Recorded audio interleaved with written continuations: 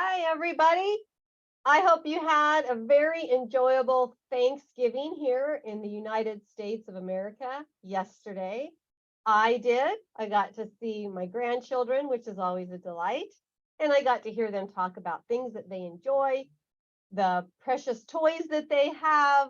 I got to hear a little bit of a story about one of my granddaughters that was injured a few days before. And you know what? I treasure hearing them speak. I treasure the opportunity I have to know them through the use of their voice. And today, I welcome you to an opportunity to show our gratitude for the voice that we each have and that we gain so much through hearing the voices of others, as well as I personally have experienced that I have been able to heal childhood trauma through the use of my voice. So welcome today to SpeaksGiving 2022. And I am Jackie Bailey. I am the founder and the director of the Speak, Feed, Lead project. You can see it here behind me. Woohoo! Speak, Feed, Lead. That not only describes the title of our organization, but it also describes some of the aspects of the curriculum that we have developed for kids ages 10 and up, as well as it defines what we focus on within that curriculum. For instance, we have opportunity to teach kids ages 10 and up, teenagers, young adults on their way to college, and adults as well, to speak with power. We help them to learn the art of giving feedback and to feed others in the words that they use and the actions that they take. And we also help everyone to become a better leader through the skills of communication and through understanding their power of influence and help them to be more positive as they influence others. And I thank you so much for tuning in here. If you are on Facebook, if you are a friend of mine, you are seeing this live. Welcome, welcome. It's great to see you there. I hope that you will actually join us right here on the event. You can do so by going to speakfeedlead.org. And you can, that's our main page. And then you can click on the tab that says Giving Tuesday, because Giving Tuesday is this coming Tuesday. However, we're giving this event today in conjunction with that, and not only asking for you to help us with funds, since this is a fundraiser, but also to be part of this event and sharing your voice with the world.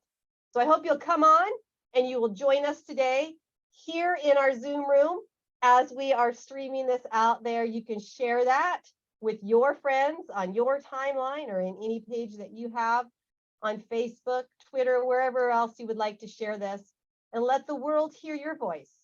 We want you to talk about your gratitude. We want to hear your journey. We want to know how you have shared your voice with the world and how that matters to you. What does that mean to you? So I am here with my wonderful tech team, Kim and Tristan.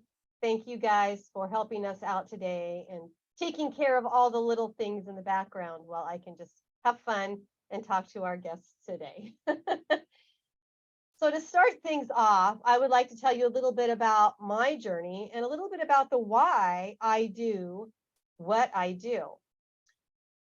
Like so many of us, because the statistics would tell us that a lot of us have survived trauma as children and even through our adulthood. And with that trauma, sometimes the worst part of it is the silencing that happens. It is our inability to either talk about it willingly, or we are actually told not to tell about it. Both are tragic and both change the person who suffered the trauma in such a way that, in my case, I was always very uncomfortable in social situations growing up as I suffered from childhood abuse. And it was a chronic situation. It didn't happen just once, it happened all through my childhood and into my teenage years. And it was well understood that I was not to say anything. And by not feeling like I could say things, I was always worried about what I could say in other situations, because would I accidentally reveal something that could be dangerous to me or that I shouldn't? And that silencing, when it takes place, it does a lot of harm. And as I grew up through that, I was very obedient and I didn't tell. But there was a point when I had to consider breaking the silence because there was another child in the same danger that I had been. And at that point, I was already married. I had 2 young children.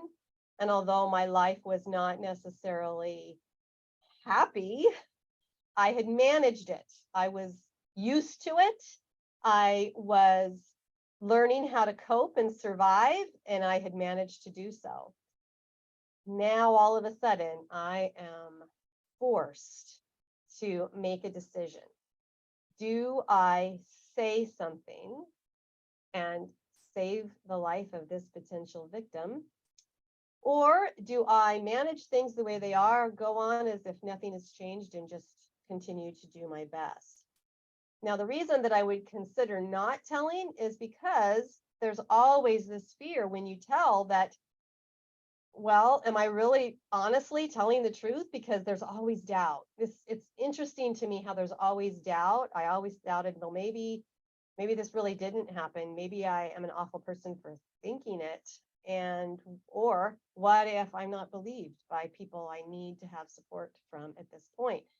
And so I had a lot at risk because I didn't know if my marriage would be over. I didn't know if my children could be taken away from me. And so I considered for a little while maybe crawling under a rock and never being seen again, in other words, taking my own life, was a clear possibility. And it seemed the easiest way out at the moment. But what I finally decided to take action with in the end is that if I left this planet and no one knew what I had suffered and no one knew to watch out for this young girl who was now in danger, then my own children would not be protected, nor would this other little girl. So I finally decided that I loved my children more than I hated myself. And I stuck around and I began to break the silence. And it was very revealing to me at that time how much silencing had played a part in the trauma that I had suffered. And as I began to share my voice with the world and with my counselor and with my family, I recognized that it was making me more powerful every time I did. It was giving me more strength. It wasn't easy, and there was often emotions that accompanied my voice at that time because everything was so raw and the emotions were coming back. But every time I was able to get through a sentence, either describing what had happened to me or at least being able to share some of the emotions that had been conjured up because of that trauma, I felt stronger and stronger. In fact, I had this constant voice in my head that was telling me, Jackie, if you make it through this, you're going to be a very strong person. And that's really what kept me going, is looking toward getting to the other side and seeing that there might be a purpose to this. There might be a reason for this, that I was going to be stronger someday than I was in that moment. Sharing my voice made me stronger every time I did that. And I know it can work for you. I know that there are many of you out there who are perhaps in similar situations to what I was in. And you're out there going, I can't talk about it. I can't share this. I can't break the silence. It would be dangerous to me. what circumstances might happen to me because of that. I get it. It's a very scary situation to consider. And so my suggestion to you is start writing. Start writing your feelings down. Start writing your experiences, because there is something magical and transformational that takes place between even what's in your mind and what comes out the end of your hand with a writing instrument being held in that hand. And so writing things down is another way to share your voice. And it's just as powerful to break the silence that way as actually verbalizing it. So start by doing that. Write down what you're feeling, write down what's happened, write down the things that you would like to see differently in your life, maybe the person you would like to be, and even talk about the person that you are because of what happened to you. That's very powerful. So there's always ways that you can start, always ways that you can begin sharing your voice and breaking the silence.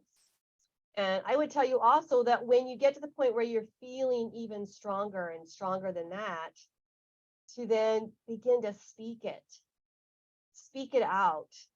I realized early on that when I started speaking on stages, and maybe they were just stages in a room with maybe 20 people there, even when I started telling my experiences there, it made such a tremendous difference. And again, I continued to grow stronger and stronger, to the point when I was able then in competition to start talking about my abuse.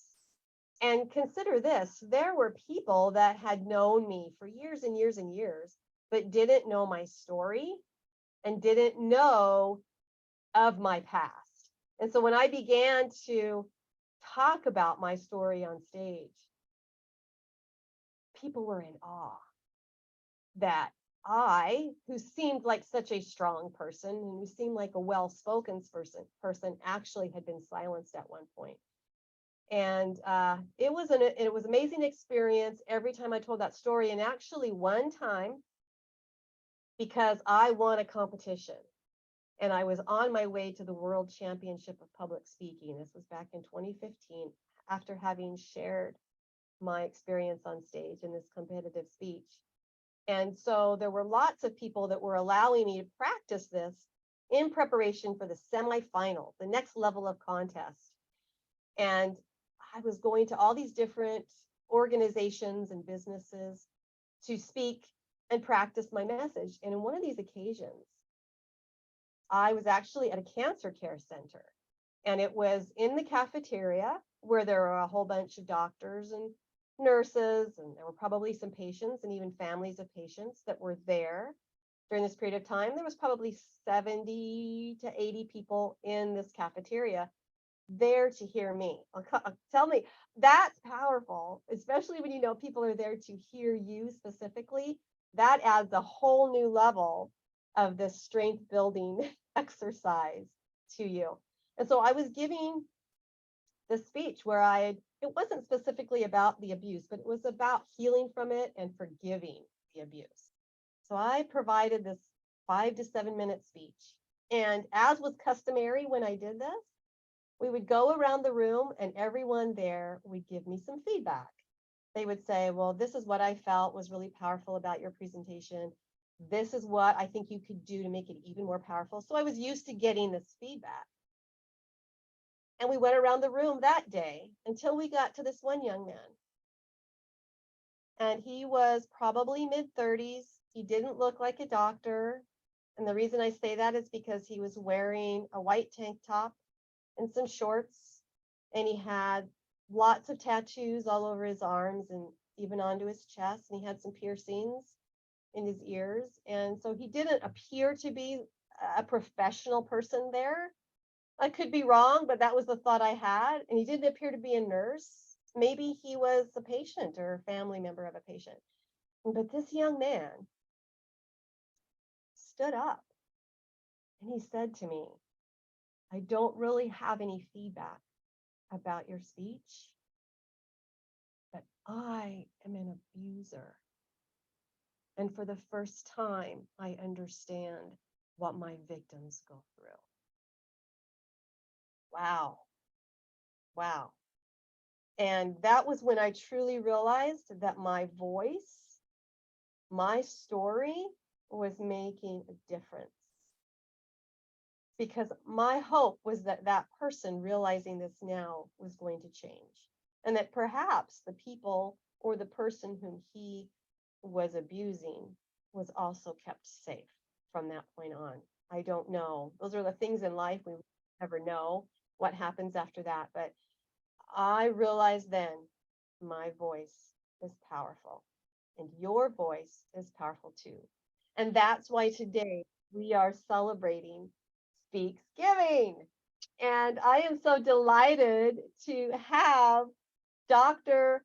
Ali Lankarani with us. Let me tell you about this wonderful person who is sharing his voice and his talents in so many ways.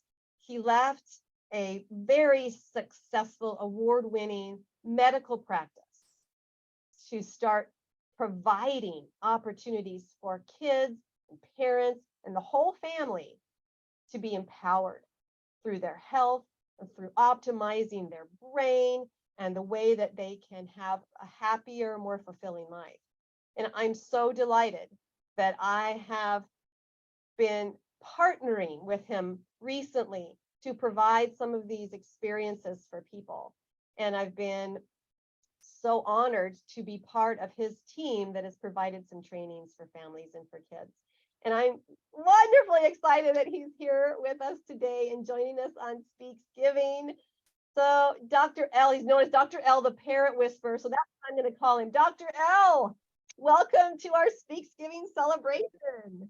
Hi, Jackie. I'm super excited to be here. Thank you for inviting me. This is an amazing event. I'm so happy that you actually decided to put this together. And I love the community that always shows up. So thank you for having me and having the community. Oh gosh, I owe everything to you. You are such a wonderful person who's given so much of yourself to the world. Can you tell us a little bit more about what life was like before you decided to create what you're doing now and how that's empowering voices? Well, thank you for asking that, because that is one of those big things that we all have a message inside, right? We want to share this message with the world, but oftentimes our own saboteurs, the internal dialogue and the perfectionist, all of those things kind of get in the way. And what ends up happening is, without making connections, without forming community, it becomes difficult to actually share that gift, share that message with the world. So for me, um, it came to be that point where knowledge without implementation leads to frustration and depression. I had all these gifts, I had all these capabilities, yet I had decided to sit back and just relax and enjoy life. But in the process, I wasn't making connections. I wasn't sharing that message with the world. And the end result was that I was finding myself very frustrated with the way the world was moving forward. And I was being a very passive person watching it go by. So what I would say is that if you don't make those connections, like you created this community for people to come express gratitude, express tips and advice, and share and empower children. Now, when you look at that, that causes your message to be heard, right? Mhm. And if you didn't create that community, then you would be like the best kept secret in the industry. How many of you guys feel like the best kept secret, that you have something important to say, yet nobody's hearing it? All right. How do we go ahead and get that best kept secret out there so it no longer is a secret? And that is forming community, forming bonds, supporting, inspiring, empowering each other. And that has been the journey that I have been on for the past 4 years. Life before it was one of frustration and depression, albeit that I was actually enjoying family life. I was enjoying having a good life, all of those things. But there's that internal fulfillment piece of you that was basically being neglected. So that's what it felt like. Yeah, and you know what? You're so right when it comes to this idea that we have these gifts and we're starting to share them with the world, but there's this, nobody's hearing it. It can be so, like you say, frustrating before.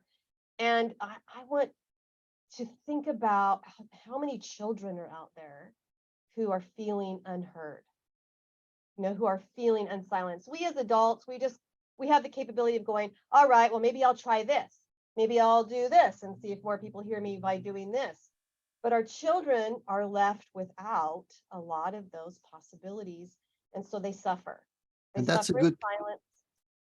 And that's a good point, Jackie. I mean, what happens is our gifts come very natural to us. So it's easy for us to downplay. It's like, oh, it's no big deal. Anybody can do what I do, stuff like that.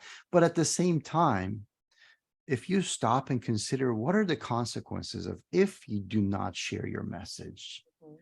if you deprive the world of those gifts, how will that impact the world?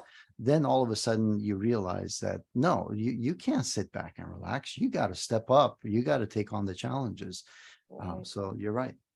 Because it's not just sharing your own voice anymore, it's actually being the voice of the voiceless. Exactly. Right? It is understanding that there are children feeling unheard, and no matter how frustrating it might be, or no matter how many, I throw a lot of pity parties for myself. Like, I go home at the end of the day, I'm like, oh my gosh, nobody heard what I had to say today. But I realize that I need to just pick myself up and say, it's not about me. It's about continuing to share my voice so that kids and teenagers out there and young adults, they understand someone is listening, and we've got to be their voice for the short term until they are empowered enough to share their voice. And Absolutely. I appreciate so much what you're doing, creating a community for people who want to specifically serve families, all members of the family, and are coming together to provide programs, to provide special events that will help kids and all family members feel I'm being heard by somebody. Somebody gets me, and I'm going to connect with that person because they're going to empower me. They're going to help me to feel more like I know myself and I can understand my gifts, and give me opportunities to share my gifts with the world. Absolutely. I mean, So, your project is called Speak, Feed, Lead, right? So mhm, think about it. I tell this to the kids. I'm like, if you're blessed with these privileges that you can speak, that you have food, that you are in a position where you have capabilities to lead, then yes, you need to not only speak, but also provide the space for others to speak, not only to enjoy food, but also be able to provide food. Go to food shelters, go to places where you can actually go ahead and feed people that are not as privileged. And then same thing with the leadership. There are people who are looking for leaders. There are people who want to lead, but don't have a platform to lead from. You have a responsibility to speak, feed, lead, because you've been privileged to have those. So that's what I tell the kids, and I'm hoping that I can do the same thing. And I know you're doing an amazing job of it as well. oh, you are doing it, Dr. L, and so many people appreciate you. And it's going to be hard to know how many lives that you have affected, but I know that just within my little sphere of kids that I work with, you definitely provided them opportunity to speak up and to be Thank you. heard on your summits and events. And I know they appreciate that. And I am so grateful for that because Thank I can see the change. I can see the change when these kids get on these stages, even though they're virtual, but they look around a room or they look at a list of speakers and they go, holy cow, I'm in the company of those people you. and they consider me their peer. I mean, that's pretty amazing that a young person as young as 10 can feel like they're in the same company as these dynamic speakers who are professionally out Right. there sharing their voices. And so that's a big deal. And to be able to, for a half hour, be on your own stage at 14 or 15 and share whatever message you have to the world. I tell this funny story that when I was doing a podcast a few years ago, and it was about Speak, Feed, Lead, And I was having guests come on to talk about their experience with either of those or all of those. And one of my guests was at the time my 9-year-old grandson, Sam. And I was interviewing Sam, and he was telling me about the people he felt were great leaders. He was talking about his principal at school and the way the principal played with the kids at recess and really got down, made sure that rules were being obeyed and that kind of thing. He appreciated that. And then I said, Sam, if you had a stage where you could talk to the whole world, let's say they even come into your living room, the whole world comes into your living room and they're going, Sam, tell us the most important thing you know. I said, Sam, what would you say? What would you say to them? At 9 years old, Sam says, well, first of all, I tell them to get out of my living room. And then second of all, he said, I would tell them to get off the video games and start spending time with their family. Yep. At 9 years old, he had a message that so many people need to hear, right? And so I don't think we give our children enough credit to say, this is what you can say to the world. This, you have a message that is inspiring. At any age, you can do that. So thank you very much for at least a couple of summits now where you've had our students. Absolutely. I truly believe that children don't have the experience block that we look at as a good thing, which in some cases is, but they don't have the experience block. So they only see possibilities and opportunities and imagination. So they can come up with solutions that grown-ups can't. And we lose that pretty much into when we're later in our teens, basically. We know better all of a sudden, right? So that's one part of it. And the other thing is that when you are, like you said, in the company of these distinguished experts, it inspires you to up your game, to be better, to kind of live up to the community's standards and expectations. So it's wonderful to see that in kids all of a sudden taking their craft seriously, which is really delightful to see. So, yeah. Yes, thank you so much. And you can only imagine that when kids feel empowered to speak up like that, they're going to be less likely to consider other options of like suicide and things like that. They're going to want to stick around. And so let's talk to someone next who does work with teens. Donovan Dreyer is here. Before I introduce him, though, I want to remind everyone who's listening on Facebook that you can join us here on this stage. We want to hear your voice. We want you to share your gratitude for the voice that you have and tell us the story of how you discovered that power. So go to our website, speakfeedlead.org,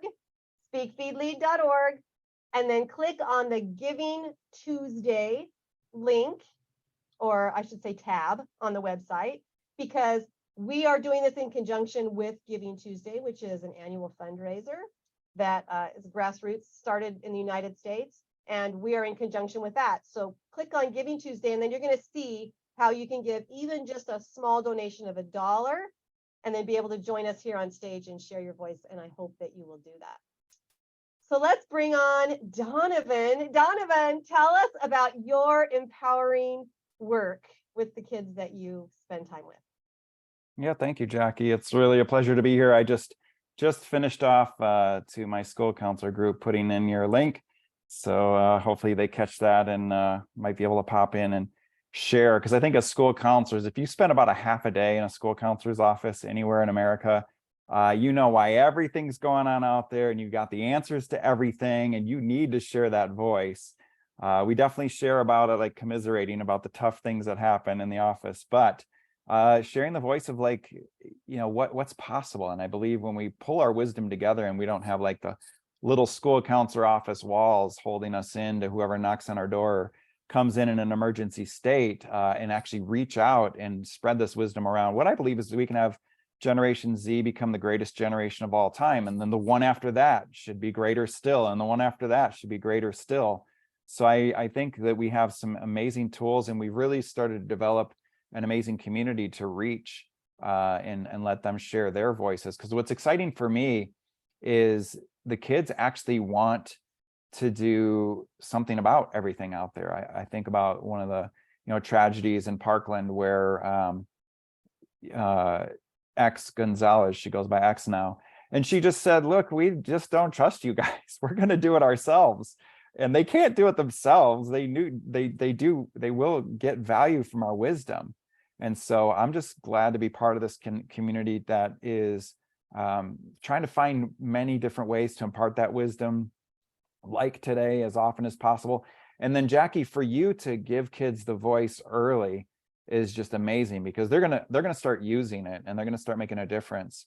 I know, like, if you look at some of the like the arts or sports, you know, you got people in the Olympics at 14 years old doing amazing things. You've got people doing things in music, you know, when they're teenagers. And so I believe this next generation is going to be, you know, the agents of change, the difference makers at a very young age, and we can empower them to do that very early on. So back to my, like, you asked me about my story on this, and I think for my journey, it's all about awareness, you know, self-awareness, and then later on student awareness. And it really, I think, hit me like a 2x4 when I was in Zingerman's Deli in 1993. I had just finished my aviation technology degree, and I got a bunch of flight certificates. And I was there with airline captain Steve doing an informational interview. So one takeaway, everybody: informational interviews are where you go and talk to somebody in the field. Do that before all your 4 or 5 years. Just a quick tip. I did that after. And what I found is Steve was incredibly passionate. He was just rabidly passionate about flying. And a lot of times when you have an informational interview, that completely validates, like, 2 thumbs up. This is the thing for me. Look how exciting this is. But for me, I was like, well, I did all that. I did all that flying stuff. And I don't feel what you're feeling, Steve. I don't know what's going on here, but I'm just not feeling it. And what I realized in that moment is that I bet I feel like that about something. And why don't I know that already? I should know this already at that point, being 23. And that set me on a quest to just do the self-awareness. And it took several years. And I decided I would help people, just like in a moment, like helping my wife through her day at school and just talking through student issues. And then when I'm shopping around, finally doing informational interviews the right way before getting a master's degree, because I didn't have any outside the box thinking of all the amazing opportunities that are out here now on how we can get access to all this different wisdom from so many different people, because there weren't that many options back in the day. And, you know, it was late 90s. And then the Columbine shooting happened, and I decided that's it. This is the thing that's not okay, and it's going to go out of our awareness, and we don't understand this. And there is why on the front of the magazine, but inside there's a bunch of stories, but I don't believe they really have the answers, because this is a real game changer. And I'm going to just jump right in the trenches and figure this one out. And what I found is most of my career was like you talked about, Jackie, there's people that are more hurting inside themselves, and they might be doing things that are thinking of self-harming, or, you know, having those suicidal thoughts. So those were the kind of the emergencies that would happen on a regular basis, on a weekly basis in the school counseling office. And so that's where, you know, what happened for me is I had 2 big breakthroughs on student awareness. One is just for the immediate moment on how we can really tune into how they're feeling with crisp clarity to know exactly what to do and what not to do. And then the other one was just about, well, how do we make sure to figure out and get a good rough idea of who we are before we set off on our path and just start spending big bucks on, you know, whatever type of post high school education we need. So it's yeah, the self-awareness is so important, because I felt like I had none after 5 years of college. And that, you know, that really, the experience with Steve helped me realize I've got that for something. And I finally found it. It really is helping kids figure out who they are, both for the now moment and for the future, and also helping parents and educators and other leaders who are, you know, caring for kids. If kids are in your care and under your watch, you really do need to understand how to have a better sense of other awareness. So self-awareness is one thing I discovered, but the other thing is what I've got is like X-ray vision now into high school kids. And I think I had that before I developed my system for it, which is basically like a traffic light for mental health. I had that sense, like I could spot things before the red flags that everybody misses. What I discovered is that's actually a yellow level thing. So we have like red flag laws that got missed and blown here in Colorado, but there's also this ability to tune in even sooner and find things earlier and be preventative and be proactive.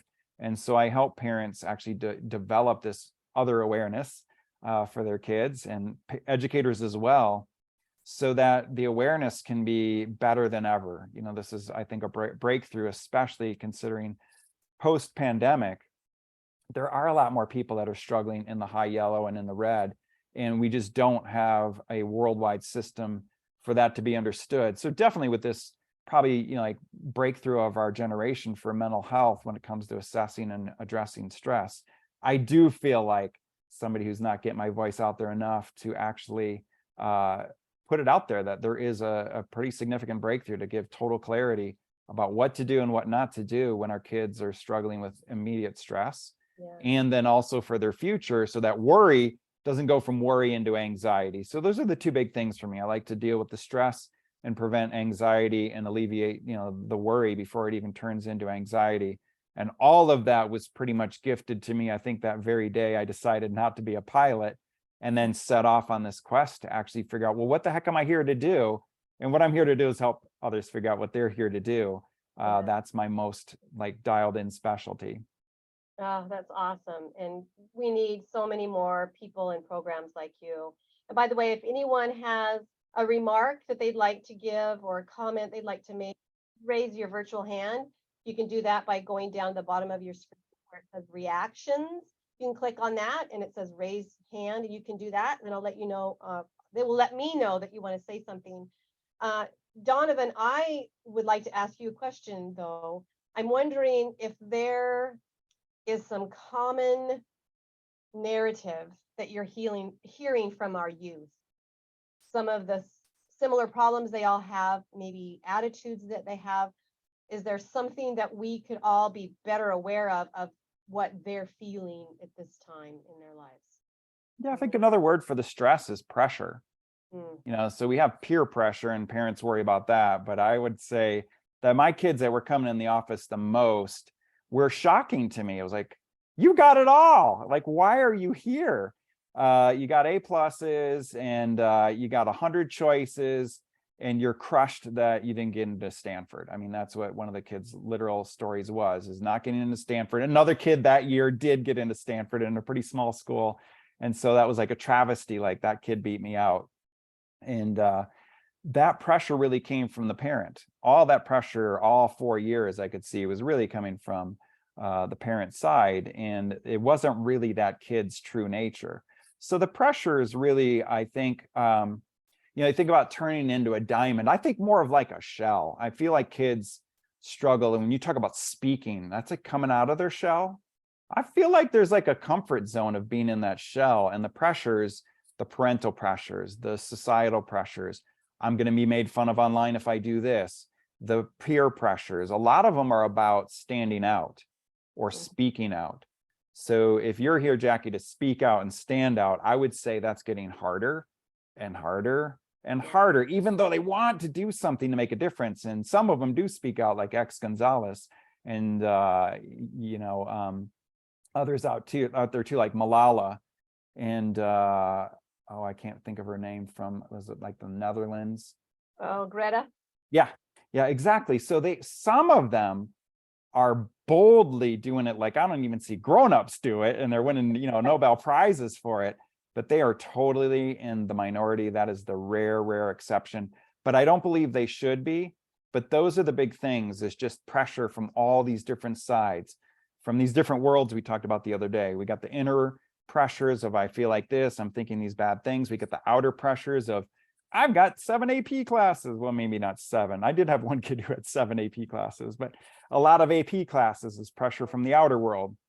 And then we got the online piece of it too. Like, oh, I better not do this and I better not do that. Like, we're worried about what they might do in kind of a negative way that could get them into trouble. But a lot of the kids are just trying to stay as like unseen, as hidden as possible. And the leadership, I think, is getting tougher because of that. And then from there, I think they oftentimes will go into the comfort of the box of a cubicle or the corporate world, and they can sort of hide their gifts within that as well. So I think that's the big thing, is these pressures are not turning them into diamonds.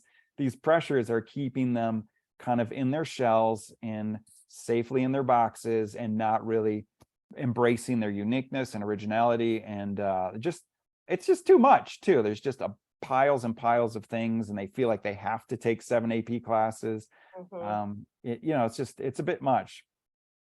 Yeah, I agree. I think that some kids have a personality of competition, and that makes them get more excited and work harder. Then there are other kids who are just as intelligent, who have just as much drive, but they aren't that competitive spirit. And so it can break those kids to feel like they are doing as much as they can do, and still not getting the same acknowledgement. Or not being heard in that particular way. And so it is a challenge. And I think we need to figure out a way where we can give kids a break, and reward them, and celebrate all of the great talents that they do have, but not put added pressure on them. So thank you for what you're doing. Alicia, I would love to hear what you have to say, because you are one of those brilliant minds that I absolutely adore. You have been a great support. And by the way, everyone that's here has provided a financial donation to be here. And so I'm very grateful for your participation in SpeaksGiving, because you're literally here sharing your voice, but you've also showed your support to us through a couple of dollars. So thank you so much. Alicia, what would you like to say? Well, before I start, Donovan, I'm so glad you did not become a pilot. I'm so glad you heard your calling. I'm so glad you followed your heart into this work. I'm so glad you're supporting as many kids as you have. And I believe all here, we're in the same boat, right? Why are we here? What is our message? How clear is our message? And why are we here? And the other day I heard something, somebody saying, you serve people that are your avatar. So what is your story? You tell your story, you speak with your story. How did your story get you where you are right now? And what is your message? And a lot of our teens, have their own stories.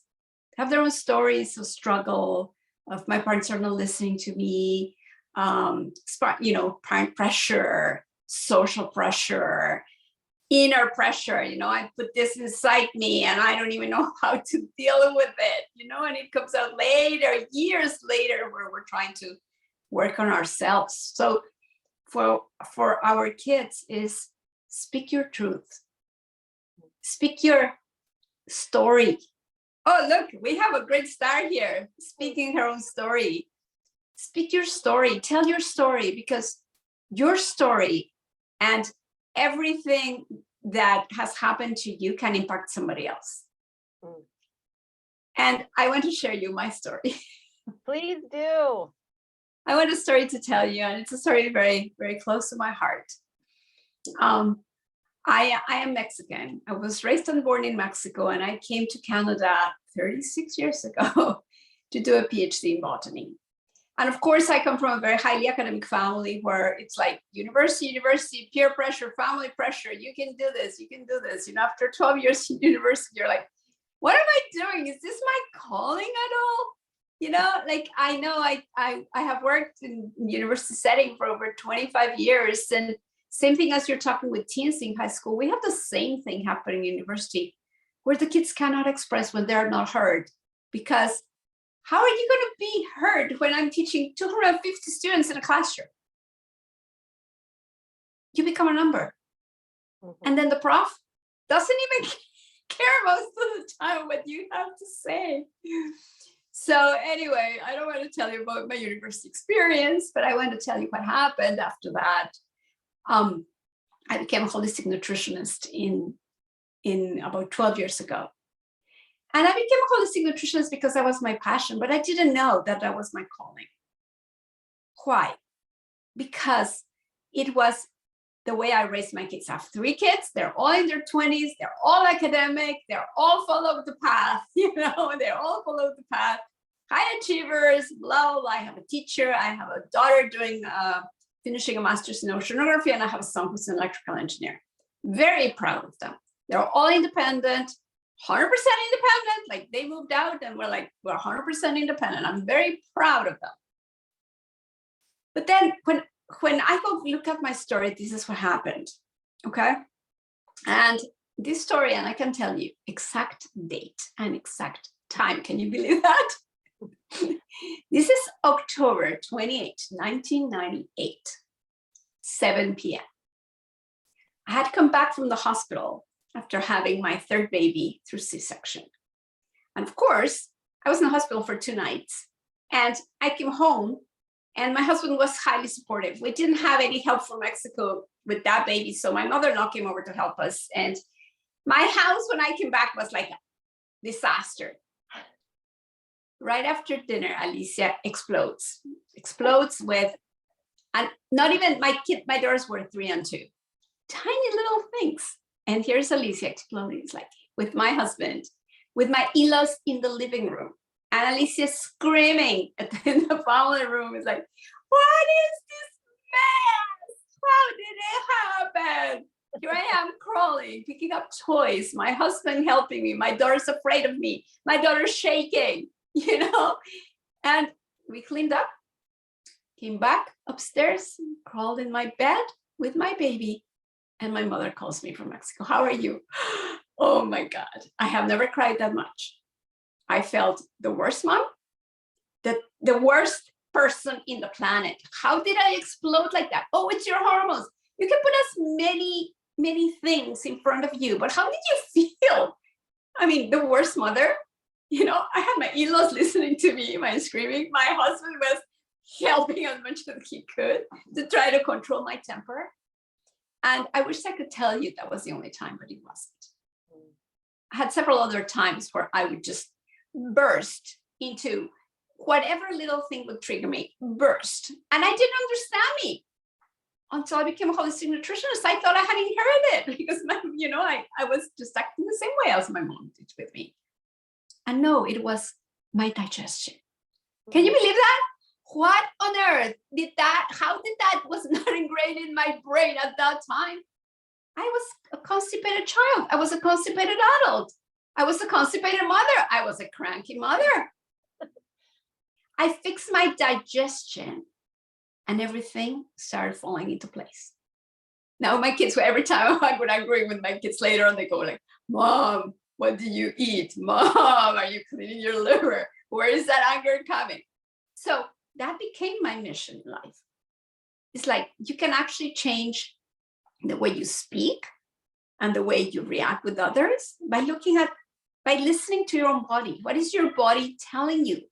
Are you listening? Are you truly listening? What is your body telling you? Are you comfortable? Is something hurting? Do you have a tummy ache? You cannot fall asleep? Are you hyperactive?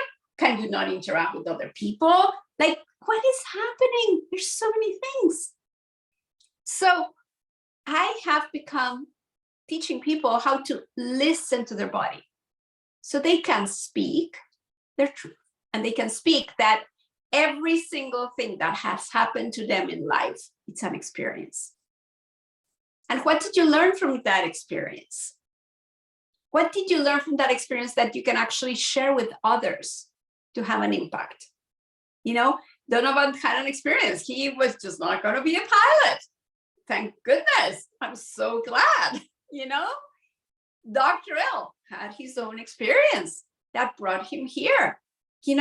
What can you do? I cannot even imagine the anxiety you had in Iran to be able to get on the top list, to not be able, to be able to survive, basically, not even to live, but to survive.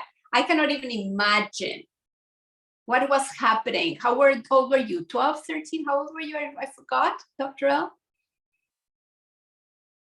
I was there till I was 14. So, yeah. Imagine a 14-year-old forced by the government and by life and by parents to be able to get an A+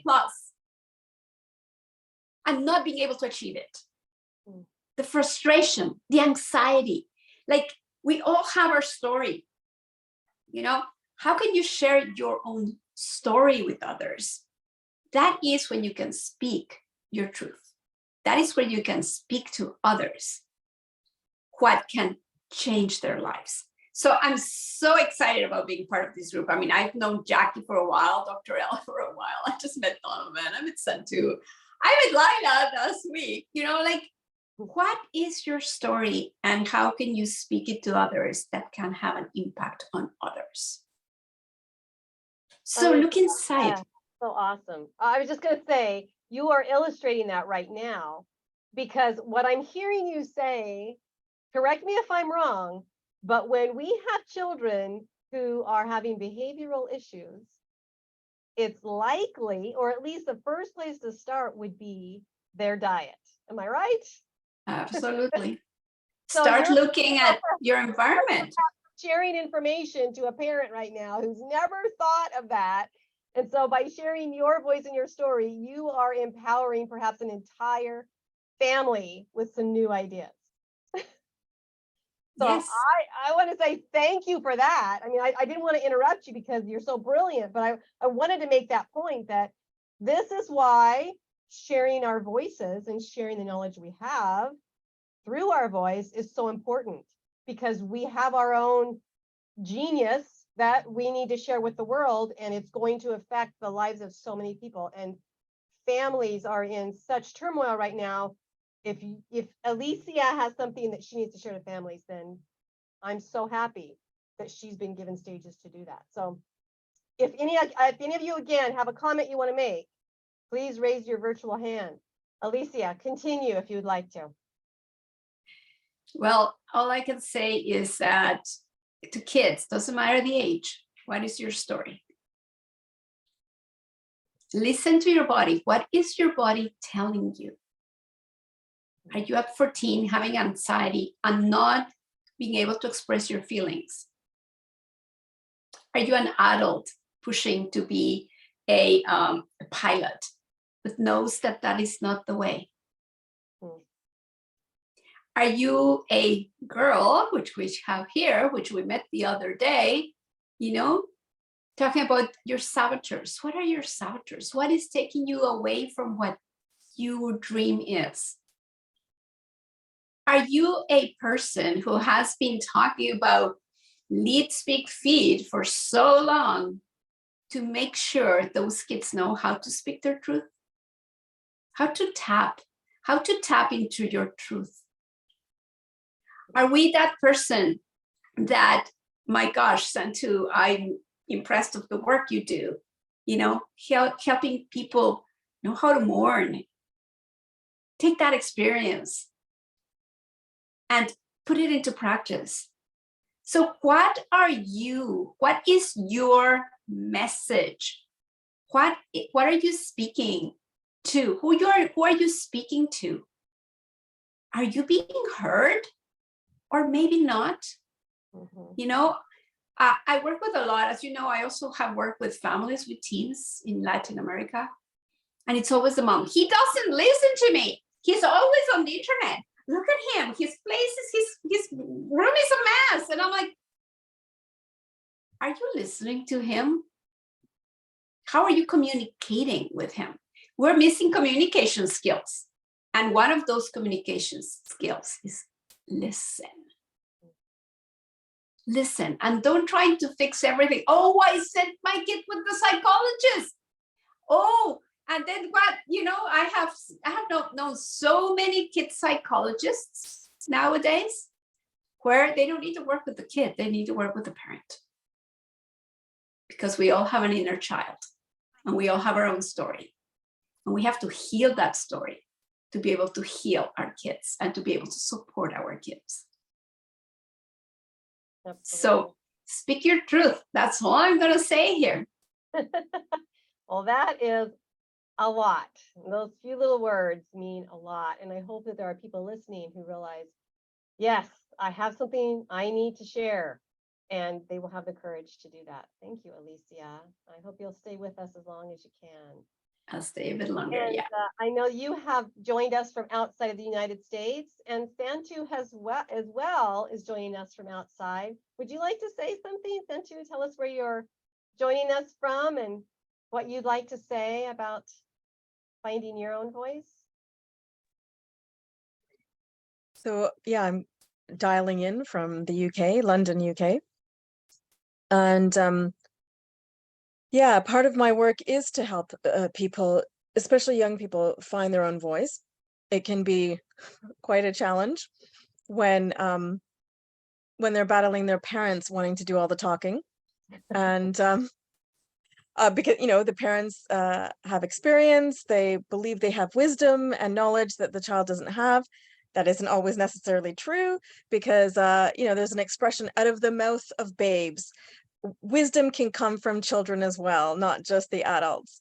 So they may lack, you know, children may lack a longevity of life experience, but they may not necessarily lack the wisdom that parents can listen to and learn from.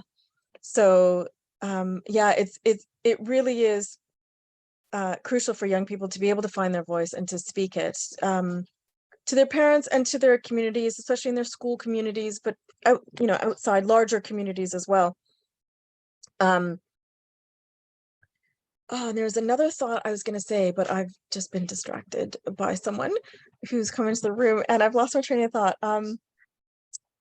Oh yes, I remember now. That there's something crucial in order to sort of speak your truth, find your voice, and to speak it. There's a crucial process that has to happen first, and that is to tap into your own intuition and to trust that intuition and to trust that what you will say will be valued by somebody.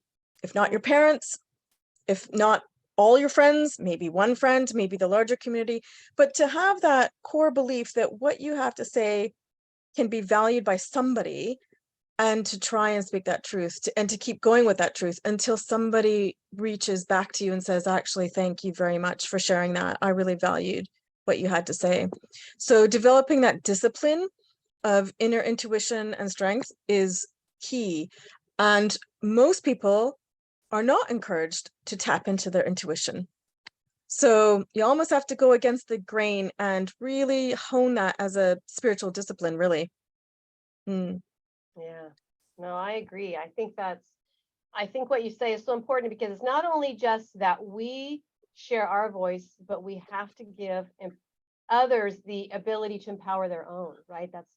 It's not just our speaking, which is important enough, but as has been said here by several different people, it's the listening aspect, listening to others, and then empowering their voice as well and understanding them, right? Having a great understanding of what they're feeling, what their challenges are, and of course that takes the listening aspect of it. So.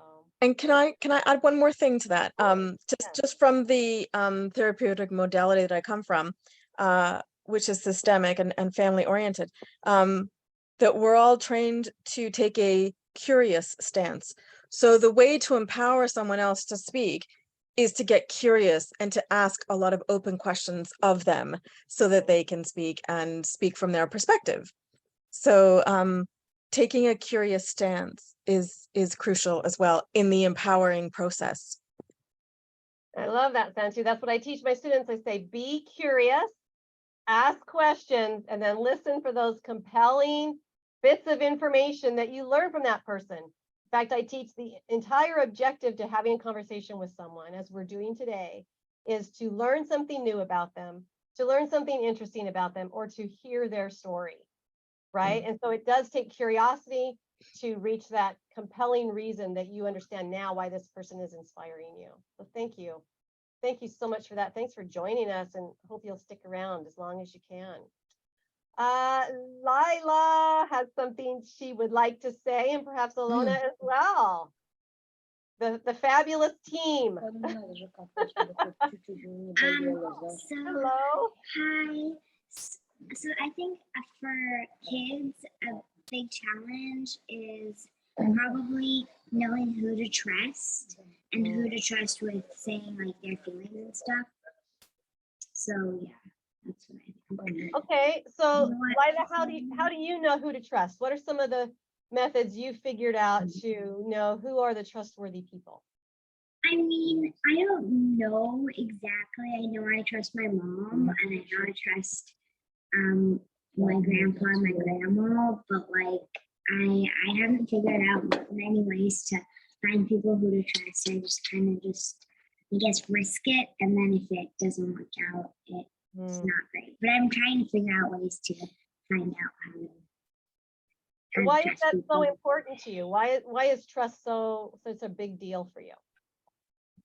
Well, I mean, I can't trust someone who's in my life, and because it's just because they're not trustworthy. So yeah. Does Is it that make you one of scared? It makes me scared that I can't trust that person. So I don't know exactly who to trust. Yeah, I know trust is definitely something that has to be earned by others, right? And it's interesting if someone, I've learned in my experience that if someone is unwilling to actually look at you while they're talking to you, there is perhaps a reason to be suspicious of that person, right? Because if you can't make eye contact with someone, then maybe you're hiding something. And so I think one of the ways I've learned to be trusting or to discern if someone else is trustworthy is to make eye contact with them while I'm speaking to them. Do you find that helps you at all, Lila, to understand how to, what trust is, or what are some ways that maybe you build trust with the people that you? When I build trust, I try to look, what you said, like look into their eyes to talk to them, and if they answer me, then also, like, if they just ignore me completely, then I know that they're just not paying attention. Awesome. Now, I recently heard you give a very impressive performance. I wouldn't even call it performance. It was a workshop where you talked about the saboteurs that we have. And I love your perspective, because when you talk about it, it really helps me understand even more the students that I work with. So would you like to give us some tidbits of wonderful gems of gold about what you teach in regard to saboteurs in our lives? Are you ready to do that? You don't have to. You can say, no, I don't want to. Okay, sure.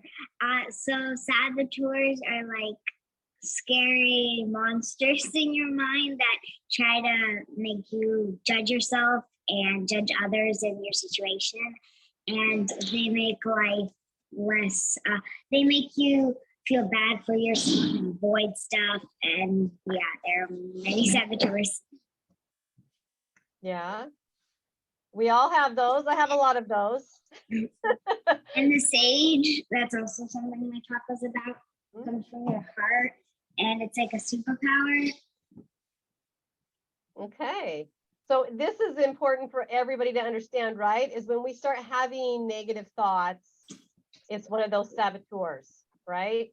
And they're trying to maybe get us to take action that isn't going to necessarily empower us. But at the same time, if we can teach ourselves how to listen more to those sages, those voices that are telling us to do things that are going to be more helpful, we can have a better life that way. Is that what you're saying, Lila? That we just need to listen more to the sages and less to the saboteurs? Yeah, yeah, kind of. So you have to, saboteurs, you just have to learn how to like notice what they are and like what's happening, and then like apply in the situation a sage perspective. Yeah, good for you. How has that made a difference for you? And how old are you, if you don't mind saying? I am 10 years old. Okay. And that made a difference for me because, I'm not even an expert at it yet. So it just helps in some situations to find out what's triggering this, and like to find out how to deal with it from a sage perspective instead of like avoiding stuff. Yeah. And like, please. Well, yeah, I would correct you on one thing. You are an expert on yourself. You absolutely are. And we all need to be experts of ourselves. And I think that's what you're trying to teach us, is that when we start hearing those negative voices, we just recognize those for what they are and then allow the sage voices in to give us a little more positivity and direction, right? So we can be experts that way. And I think it would help us all if we were. So is there anything else you want to add? Thank you so much for being here. I really appreciate hearing your voice and representing the 10-year-olds around the world. This is awesome. And I thank you for having me. And I'd love to also chime in. Sorry, I'm not going to be on camera right now. Sure, please. I'd love to also chime in and say that sometimes the adults in our kids' lives have their own agenda because they know from their own perspective what's best. However, for the kids at that moment in time, since they only share a little fraction of the story, that adult who's basically either reaching out to a parent or to somebody who the kid just complained about and saying, hey, how could you do this? Or what did you do? Could get the kid into like more trouble and less able to trust that specific adult again. Yeah. So it's also figuring out for us as experts how to navigate that fine line of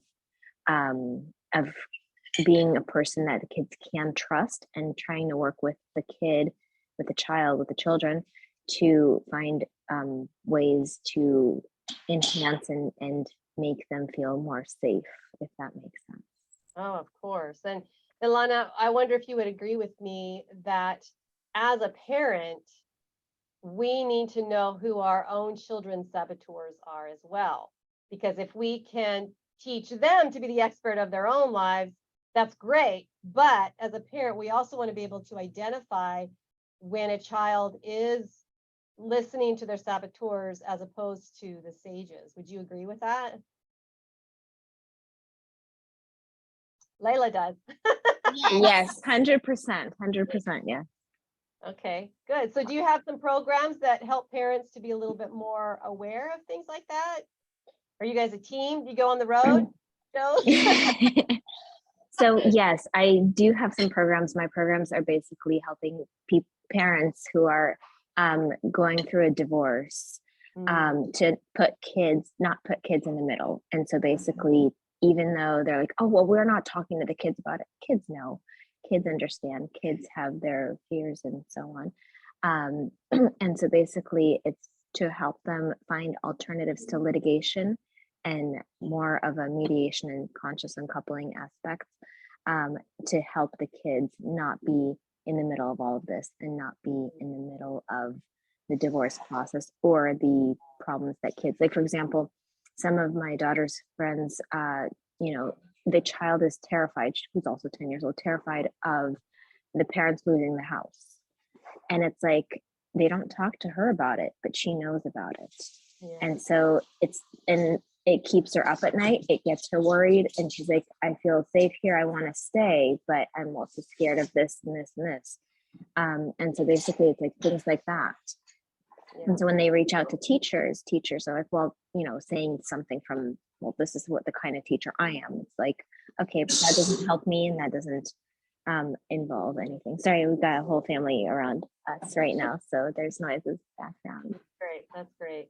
Now I appreciate that, Alana, so much because my biological parents divorced when I was 12, and then both my parents remarried, and then my mother divorced her second husband when I was in high school. And I knew a lot more about what was going on than they gave us credit for. And I look back now and I realize that is another part of silencing our children, is when we aren't open with them and we don't allow them to share their feelings about what's happening, because I couldn't side with one parent over the other, right? And so that left me unable to really speak up about anything. And again, it was just another form of silencing our kids. And I appreciate what you're doing to alleviate some of those awful problems that come through that awful situation that does involve the entire family. And many times the children are not considered as they should be. So can I add something? Please. My parents are also divorced, but they were divorced since when I was born. So yeah, I get it. Your sound's a little bit low now, Lila. Can you, I don't know what happened. Did we? Oh, Can you hear me? it's a little bit better. Yeah. Can you repeat what you were saying just in case? Oh anyone- yeah, my parents are divorced, so I get how you feel. They were divorced from when I was born. Yeah. Yeah. So you've been there and experienced that a little bit. Yeah, which makes you guys such a great team. Because you each have your unique perspective that you can offer to the same side of the story or different sides of the story. So thank you so much. Is there anyone else would like to add to the gems of wisdom that have been shared already on SpeaksGiving? One? Donovan. Just kudos to Lila and Ilona for being such an amazing team, Yes, they dealing are. with or approaching and helping people and kids have a voice. So Isn't it great too to know that through our personal challenges or tragedies, that's where our genius comes from, right? That's Mhm. another great illustration of that is nobody likes to go through challenges or problems, but it's often through those situations that we realize, hey, I have a way to help somebody else. And it is through sharing our voice that we can do that. So Donovan, you wanted to say something, and then Santu, we'll come back to you as well. Yeah, I definitely I'm amazed by Lila, and yeah, I appreciate her courage, and I'm all ears and super curious as soon as she speaks. And so definitely you can see that it's just a perfect example of what Santu was saying earlier as well, where it's not the amount of years that is the source of wisdom, and it's also, I think, a two-way street. It's our job to actually be here to listen and be here to soak it in and provide the attention and pay the attention and make the eye contact and do the kind of things that draw that out even more. I think I've seen that kids are born with the gifts that they have, and they're in there in seed form, and it's just it's powerful to just witness it, pay attention, and just blown away by Lila as well. And I don't know if I could share a screen, but I could show what I was working on in the background from the Saboteur and Sage. Is that possible? What do you think, Chuck? Can we give Donovan opportunity to share a screen?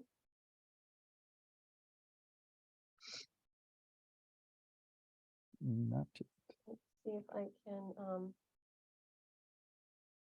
I don't think I have. I think it would have to be Tristan. Tristan, can you make Donovan a co-host for the time being?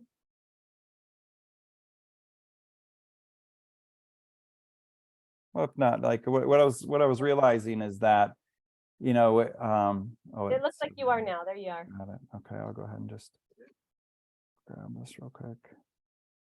It's way easier to explain with the visual that I just made. So Yeah. let's see. All right, here we, if I can find it. Hey, Zach, we're glad you're here. Feel free to come on video at any time if you'd like to and share something if you'd like. Oops, this is the wrong one. But I'm glad you're here. Oh, you show that anyway, because that looked interesting too. Yeah. It was I'm sharing I colorful. keep sharing the wrong one. Let's see here. Well, share it again so some of us can take a picture. All right. No, yeah, it's like my Friday, it's my Black Friday tease, right? Mm. It's the 2-second. Yeah, you're 2 seconds already. I didn't take your screenshot. You missed your chance. Just kidding. So this is what I was describing earlier on the student awareness, is there's infinite number of emotions and emojis, but we really just need 3 to know what to do and know what not to do. And what I wanted to point out is the sage is all the sources of support. This middle level is our trusted sages. So this is where people have to earn our trust, and they're not really good for us. They're a source of stress if they're untrusted saboteurs in our lives. And then down here, I put the self-sabotage as a source of stress. And then also our sage self is what we can use in the green. And parents don't need a helicopter. If our own sage is developing at the age of 10, then we need to just stay out of the way if it's this lowest level stress. So this is having our green inner world, and the sage is taking care of it. But then we also need our trusted sages when things get beyond what we can do. And all of us have a beyond what we can do. All of us have limits to our own, keeping it green. And then finally, if it's, a serious matter or a real emergency, that's whatever type, it doesn't matter if it's a person or whatever causes the inner world emergencies, that's where we need that professional expert. So I just dropped in where the saboteurs and sages fit as Lila was talking, because it really fits well with really explaining the sources of our stress and pressures, and then the sources of real support that are out there for the 3 different levels. So I just thought I'd share that. I couldn't resist dropping those into place on my chart. Of course. Yeah, that looks like a really great system. And can anyone chime in with maybe some indications that there is stress going on with the young people around us? What kind of behavior is exhibited that would tell us that kids are under stress? Dr. L.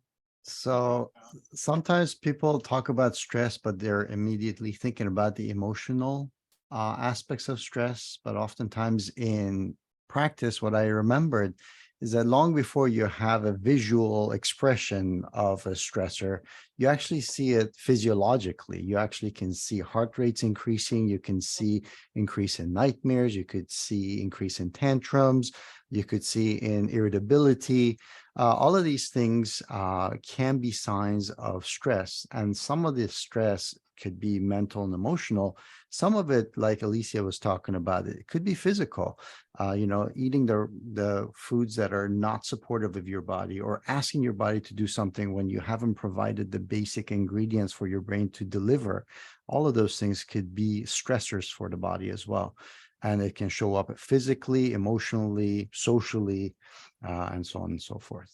So this looks like Zach has something to say, so I'm going to step back. Zach does have something to say, and I'm excited. Can you come on video, Zach, or would you rather not?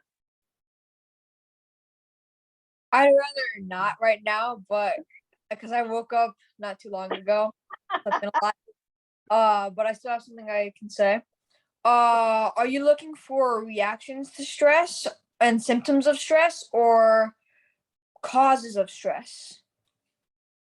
Everything and anything. I was kind of bouncing off of what Donovan was showing, in that, he's got this system that helps us to decide when we're having stress. And I'm wondering, are there indications that parents can look for that would help them to understand that maybe my kid's having something stressful happening right now, with the idea that, hey, we can be a little curious about that and start asking some questions. But Zach, that's where I went, but you can please contribute any wisdom that you'd like. All right. I mean, I guess to tell if you are under stress, and to tell, oh, should I start my video? Okay, sure, why not? I woke up not too long Still ago. fine. You're swimming with the sharks, though, it looks like. Oh, that's my sister's old background. I'll leave it there now. I mean, I guess to tell if you're under stress, you can tell if when you're around a certain person, you're more tense, you're not likely to share things, you don't exactly like that person anymore, you kind of want to avoid them as much as you can, and you generally don't want to be around them. You can probably tell that they're putting you under stress in any way. And how to tell that it's specifically that person, it really comes down to the same thing. It's if someone is being unkind to you, then you will obviously notice that you don't feel as comfortable around them, and then you should just stop being around them. Or find the way to have them stop putting stress on you so that you're stress free. Okay, good. So there's a couple of solutions there. Is walk away from the source of the stress, or figure out what you can do to cope with it yourself. So can you share some ideas of what you do to pretty much cope with your own stress, or maybe sometimes when you've had to walk away from the source? Really, the only stress that I get is when I have too many things and my schedule or my life at the moment or my day is too crowded and I start forgetting things and I start messing things up. That's when I start to get put under stress and overcome. And really, I just think the day's gonna be over. Tomorrow is a new day, and I'm gonna live. And I do live most of the time. Yes, I do live. And that's really what ends up getting me out of the stress. So yeah. I kind of have to go right now because my dad needs us to pick him up from the mall. All right. So if you don't mind, I have to go right now. All right, Zach, thank you so much for joining us. Thanks, everyone. Bye. See you soon. Bye. All right. He's one of my students, and I have enjoyed so much hearing Zach's messages, watching him grow. He came to us with a lot of confidence already, but I think he's had pretty good experience in learning his own message and being able to share that more using the tools that we teach and have that more empowered delivery. So I'm really grateful that he could join us here today. Alicia, I think you wanted to make a remark about stress. Before you do, I want to just remind those who are out there on Facebook that you are welcome to join us here. We want you to come on and to share your voice. Tell us your genius. Tell us your journey. Tell us about how you've discovered that your voice can not only be powerful for you, but it can also empower others. To do that, go to our website, speakfeedlead.org. Actually, this way, speakfeedlead.org, and then click on the tab that says Giving Tuesday, because this is in conjunction with Giving Tuesday, which is happening on this coming Tuesday. And then you can make a small donation to be able to get the link to then join us here. And we hope that you will. Nikita, it's wonderful to see you here. If you would like to say something, please raise your virtual hand. But let's hear from the magnificent Alicia. Well, thank you. Yeah, stress comes. The word stress is it's a huge thing. It's not one thing, it's many things. It comes from many places. It comes from inside, it comes from outside. It comes from all our senses, when we, using our mouth, using our eyes, using our ears, touching it, smelling it. It's just from everywhere. So I have another story to tell you. How you deal with stress or how you perceive stress. And this is a story of two boys. Okay, these two boys, this is a very hard marriage. So the dad was not taking good care of the mom, and the mom decides to leave that night with her two kids, take her two kids and go to her brother's.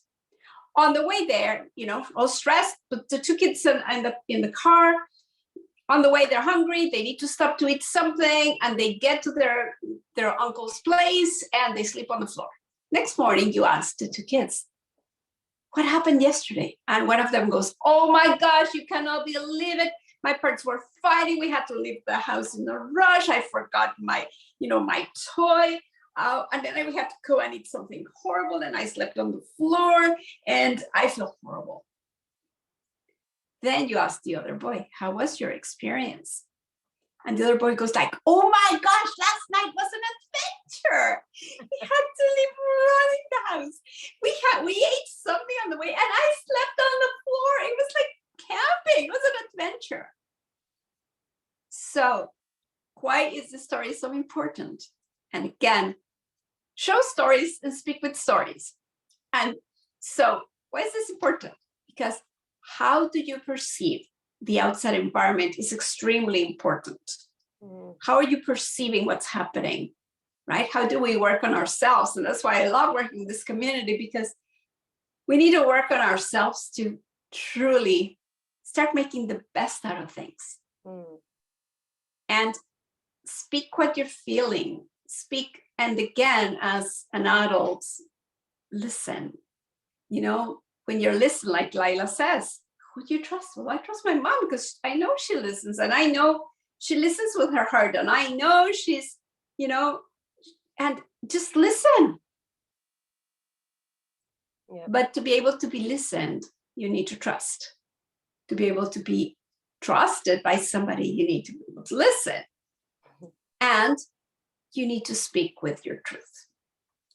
I'll leave it at that. How is that story, Jackie? No, I love it. Thank you. I appreciate so much that we all do have different perspectives, but it also goes along with what Layla was saying about, you know, we have either saboteurs or we have sages. And so even in each experience we have, we're either thinking this is a saboteur situation, or I'm a sage and I'm going to be wise and make the best of whatever is given me here and be grateful for each of those aspects. So that's a really fun reminder of that. So thank you for that. And I was going to ask you, Alicia, because I know that if our gut is not healthy, as you mentioned before, it can actually increase our physiological stress levels, right? Absolutely. But I also imagine it works the other way around, that if we're having stress in our life, it's also going to affect the health of our gut, right? Yes. Yes. So how can we alleviate that situation? Well, I would say you need to truly be conscious about how your gut is feeling. You know, I have that gut feeling, like that where does that come from? I have a gut feeling. Like, okay, what is your gut feeling?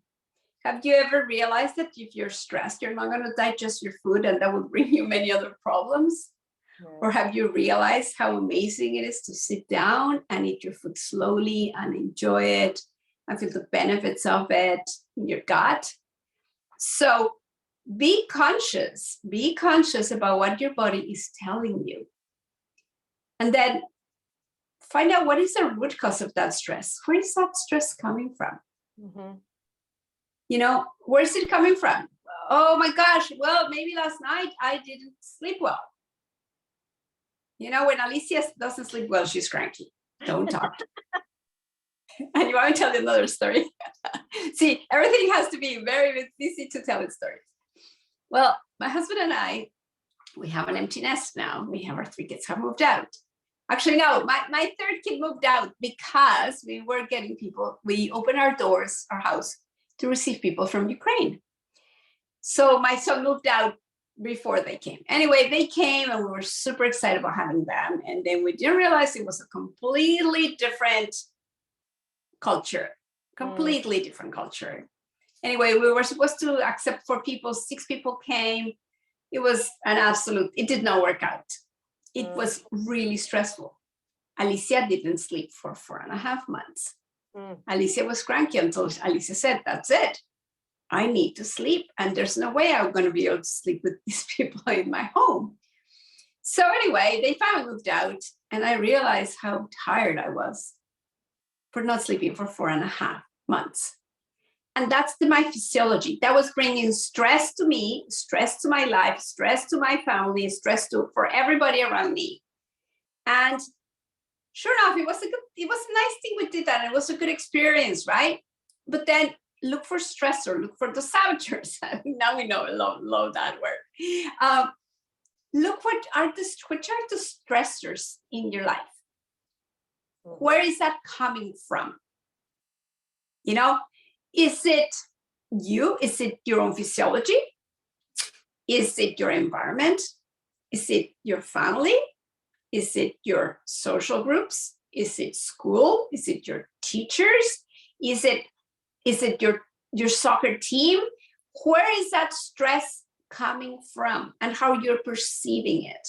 Mm-hmm.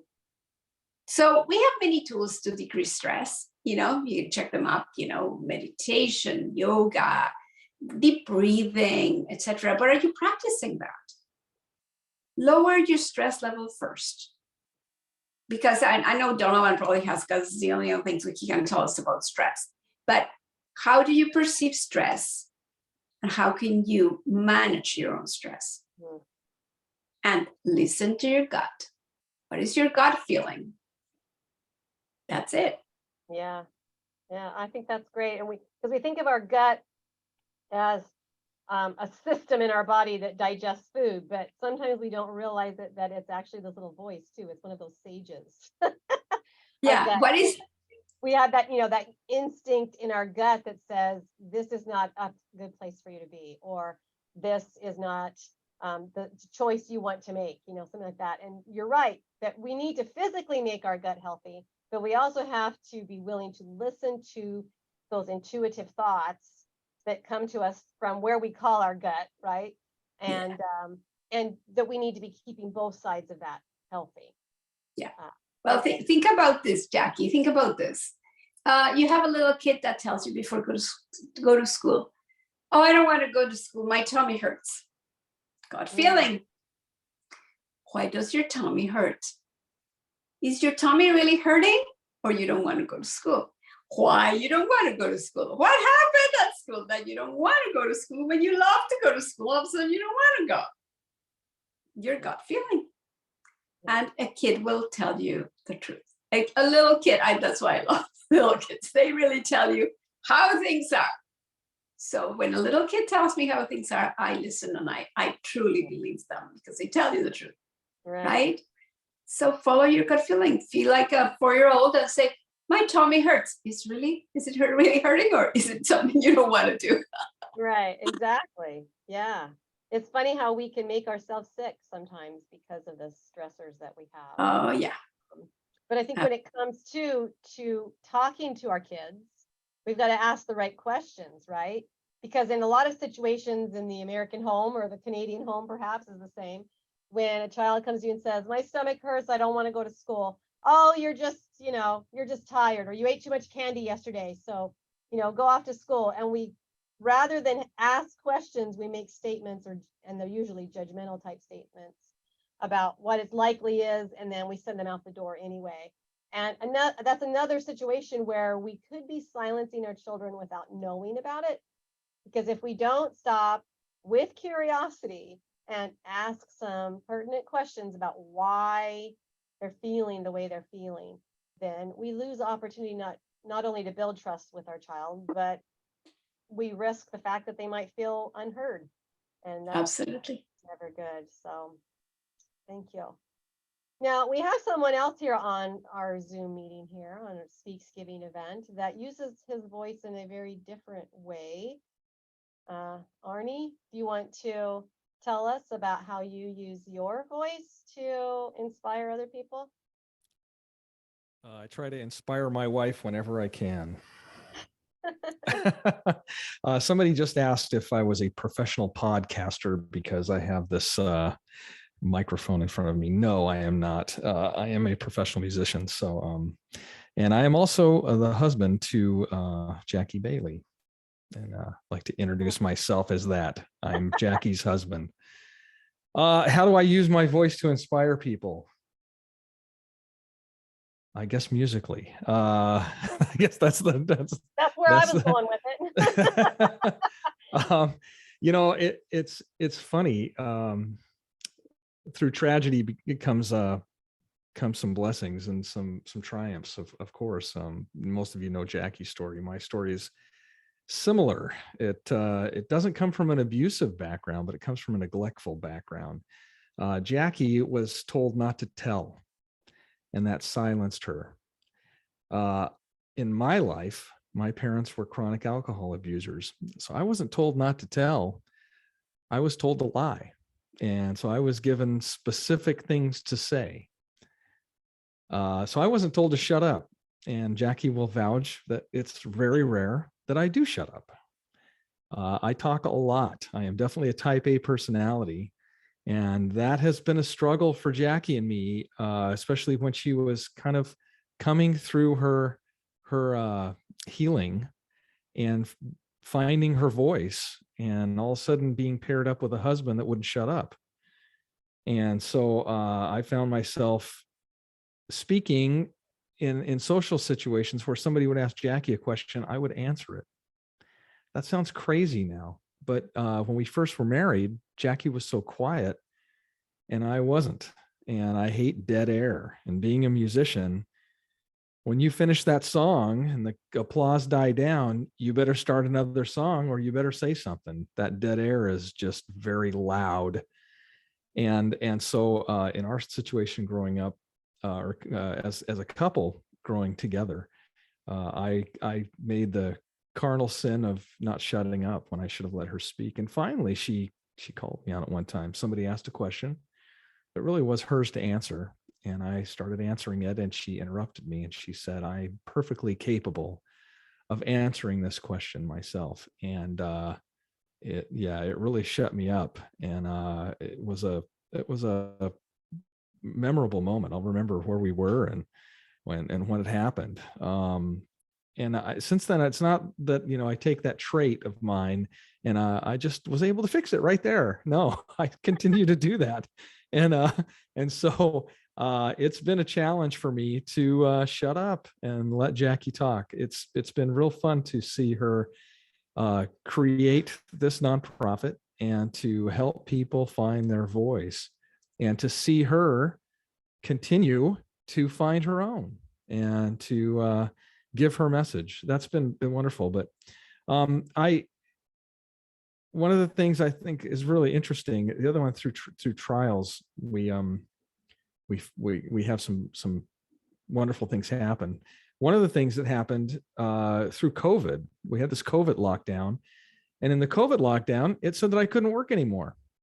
I was unable to perform. I am a live musician. I perform live shows, and to take that away from me and to the rest of the people that work with me and play in my bands, it was very difficult to get through that and to not have a way to express that artistic ability.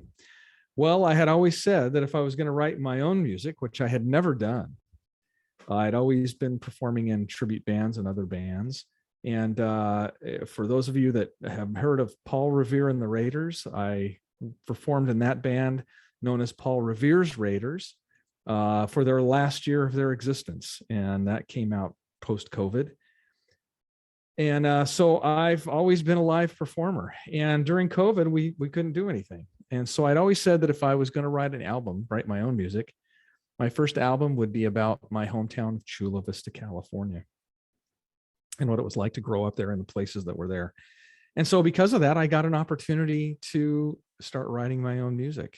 And that's been very fun and very fulfilling. And it kept me going through those times when we could not perform. Well, we're back to performing now. And that album has kind of got pushed off to the side a little bit. I have another song that I'll be releasing. I want it to be 10 songs on that album, and I've released 7, and I've got 8 almost ready to go. And then we have 2 more that we're going to produce and release.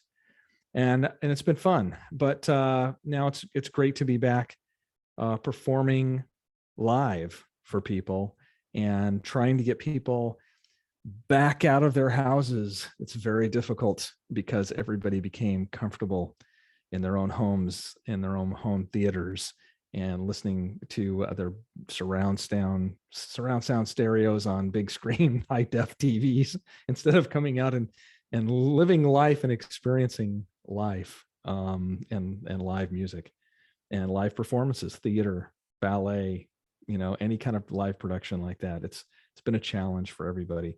But yeah, that's how I kind of have learned to express myself. It's funny. See, this is back when here again, I can't shut up. See what I mean, everybody? Something happened. Jackie and I recently scaled down, let's put it. We moved from a 3-bedroom, 2-bath house, which we've kind of lived in for many, many years. And we haven't lived in an apartment for 35 years, probably. Yeah. And so it's been a long time of having space to fill up with junk. And so by moving to this apartment that we live at now, we had to get rid of a lot of things. We had to go through things that we hadn't looked at for years. I came across something very interesting. I came across a career aptitude test that I took when I was a senior in high school. Now I remember taking this test, I'd kind of forgot about it. That information was stored in a box all those years. So everyone realizes I've been a musician sort of most of my life, but I didn't make my living at it. I was an architect. I was a licensed architect. And I worked at large engineering and architecture firms. I started my own practice. I've done the whole gamut of architecture, commercial, residential. I tell everybody I've done everything but do a nuclear power plant. And that's how I made my living. That's how Jackie and I survived for many years. Well, when architecture fell apart in 2008, 2009 with the mortgage crisis, I find myself not able to work, not able to have a job. And I was already performing in some cover bands at the time, but I could still perform. I found that I could still go out and get gigs and I could perform that way. So this career that I've got right now of performing 100 shows a year kind of came from that. It was out of necessity. As I looked at this career aptitude test I took in 1978 or 79, all the fields that it kind of related to were all kind of in the intermediate area. And basically what that says is you could be successful at whatever you want to do. You have a very broad-based aptitude of skill sets that would take you through any career that you would like to do. You'll be fine. But there was one category that was way over at 92%. And I mean, the other ones were around 50 to 60%. This one was one category, one thing that was way over 92%. And it was music. Now, at the time, I remember looking at this and thinking, music is something people do on the side. People have jobs and then they play music. And that's how they have their music in their life. And that's probably the mindset I would have been in at the time. I should have, if I looked at going back in my life, I should have, followed that. I should have said, hey, let's think about that as a possible career choice. It has been where my passions are. And so I think it would have been a good way. Now that says, I don't look back on what I did as really, having regrets or having things like that.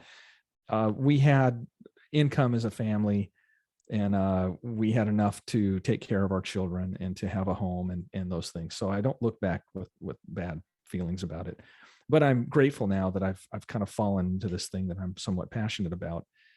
And that career aptitude test turned out to be pretty dang accurate.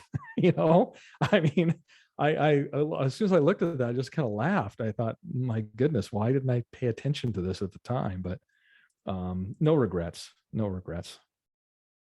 Jackie, Well, jump in here. Stop me. Would you stop me? Thank you, Arnie. And what's interesting, I think, is that it's just another method of sharing our voice, which is music. And I think that if we all really were to be truthful with ourselves, we all have music.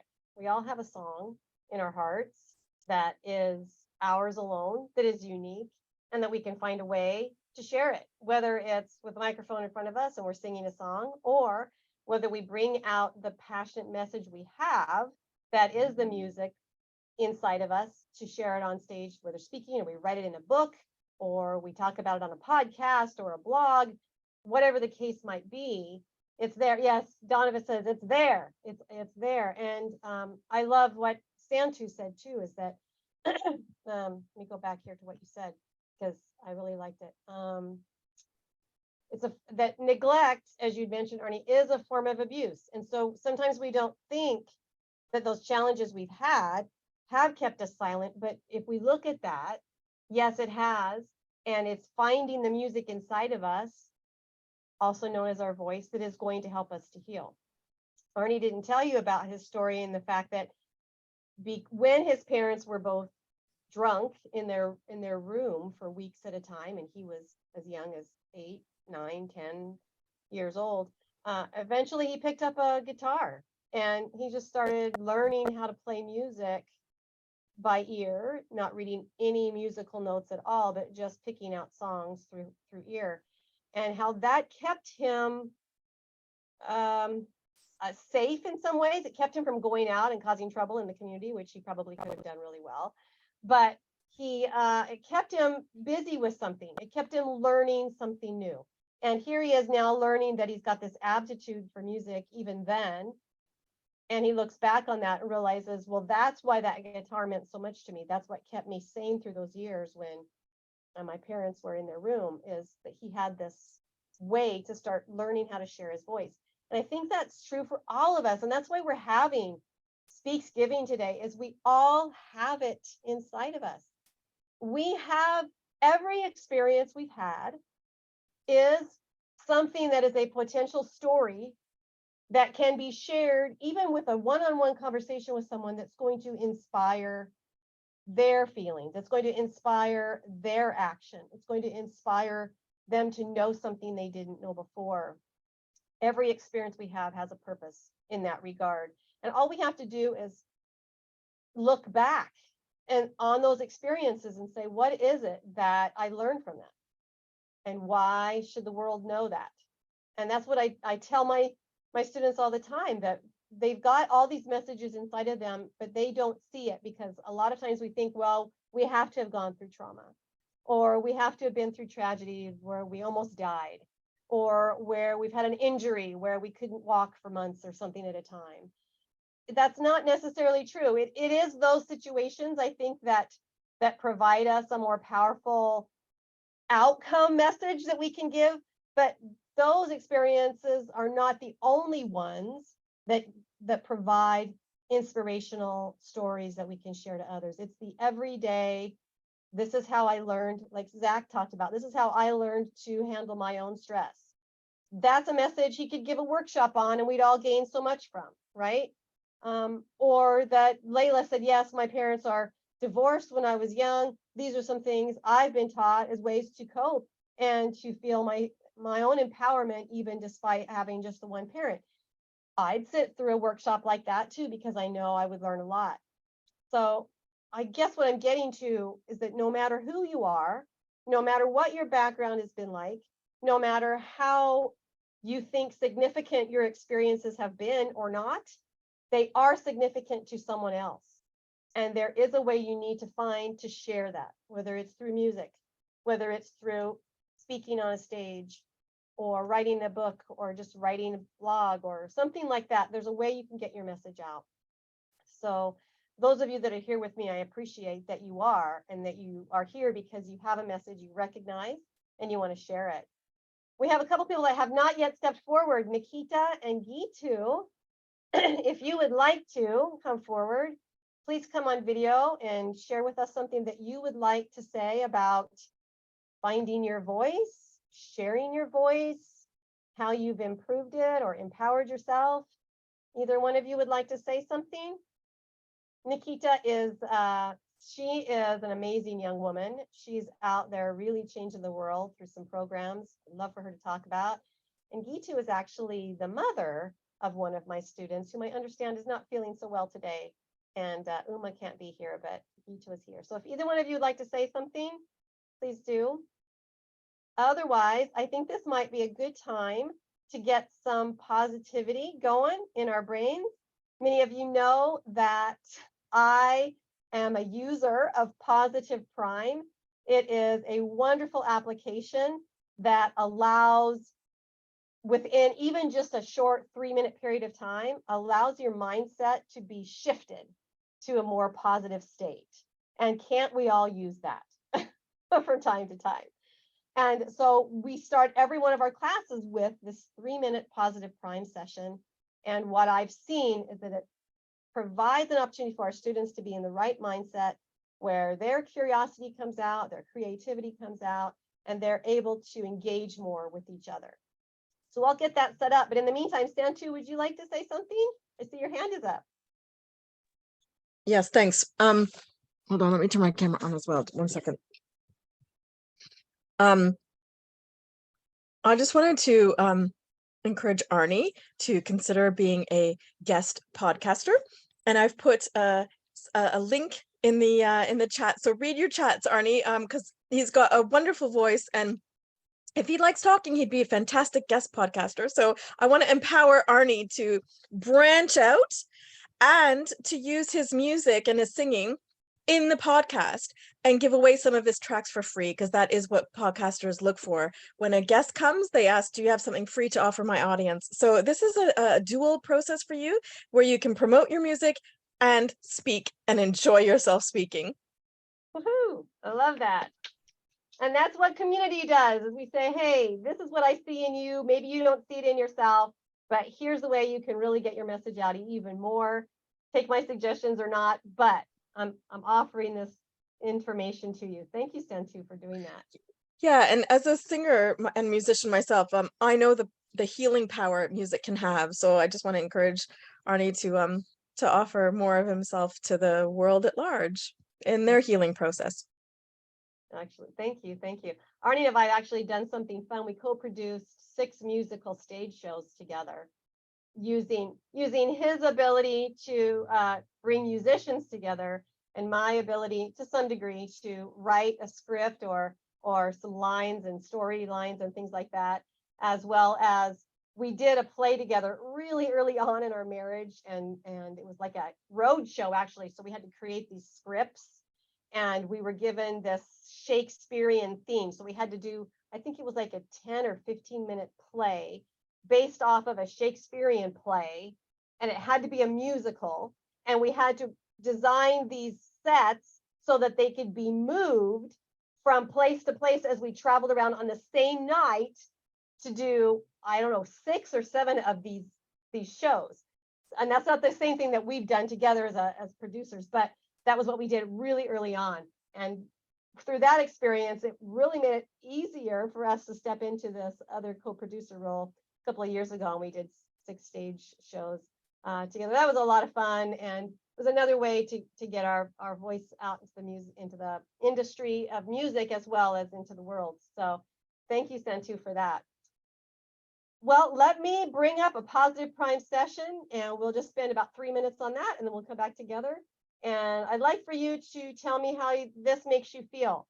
And what you're going to see, if you are unfamiliar with positive prime, you're going to see several things.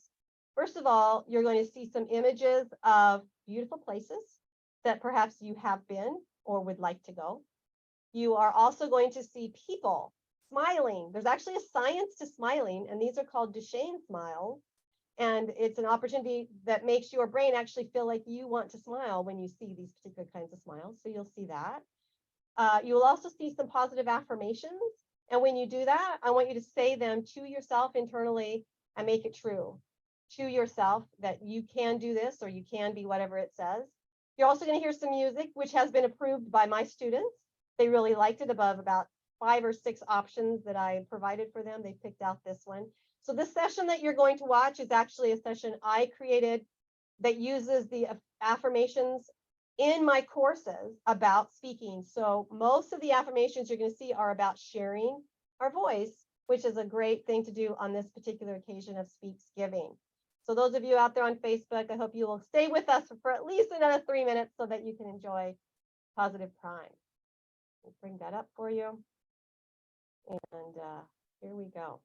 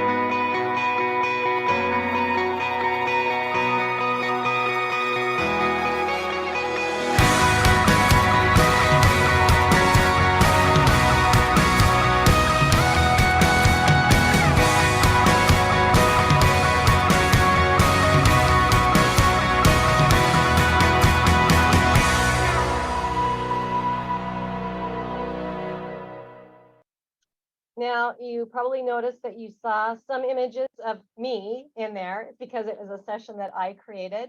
But let me tell you how you can even increase the ability that Positive Prime has to really increase your positive mindset, is because you can add your own images to a session.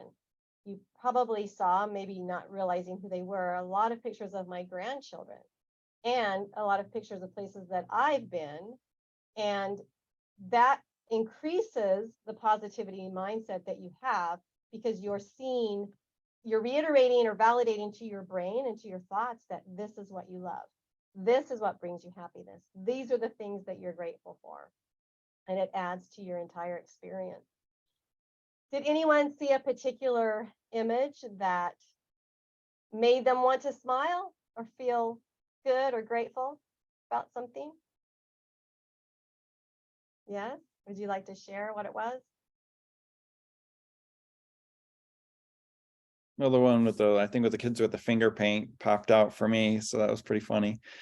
Definitely brought me back. I got 3 teenagers right now. And so it brought me back to some of those cute moments of, it seemed like yesterday, but I don't think it was really yesterday for my teenage daughters. It was probably a yesterdecade. Yeah, thank you for sharing that. Nikita, oh, Nikita has to run. I wanted her to come up. All right, well, sorry we didn't get to hear from Nikita, but thank you, Donovan, for sharing that. And I think that nostalgic feeling is a lot of what we get from music, which is what Arnie was talking about. How many times have you heard a song and it brought back a memory, usually a good memory, of a place that you used to be, or someone you were with at the time, or whatever. And so it is, when you're trying to change your mindset to a more positive, it's those memories, it's the nostalgia that we have that can take us back there. So thank you, Donovan, for that. Okay, thanks for being here, Donovan. I know you've got to run. Thank you for sharing your voice with us today, sharing a little bit of your journey, sharing with us what you do and how you are making a difference with young people that you work with. And our schools need people like you to be in our schools. And you know, they used to be great places for our kids to grow and learn and socialize. And more, it seems like our schools are just not providing what we need for our kids. And so that's another reason I enjoy being part of Dr. L's programs, is because he is creating this community that is offering programs and systems to kids who don't get them otherwise. So thanks for being here. Alicia, was there anything you saw on a Positive Prime session that you felt brought good memories to you? Like you, I've been a Positive Primer since the beginning, and I do my Positive Prime every single day. And of course, you know, the memories, I love the memories. Seeing Cancun there brings me a lot of memories when I was a kid. Being, you know, always seeing pictures of my own country, it just makes me like, what am I doing here? It's so cold, it's so dark, you know. Oh, anyway. Are you in Vancouver? Is that where you are? Yeah, I'm in Vancouver. I'm just north of you guys. Yeah, that's what I thought. Yeah. Yeah. So yeah, no, definitely. And the smiles and the music, it all has a purpose. So yeah. And I just want to say something, Arnie. I love listening to your story. I truly did.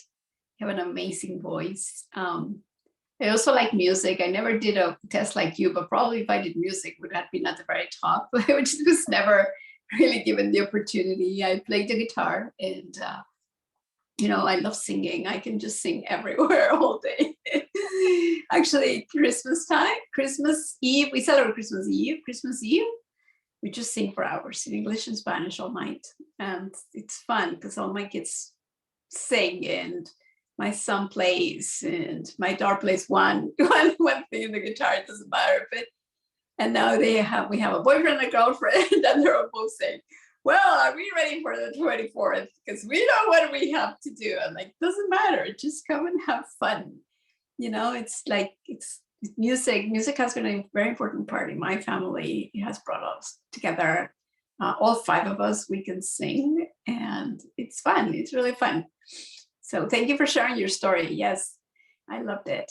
I loved you coming from being an architect for a living to something that you're living with purpose, and all those things you can actually share with your music is amazing.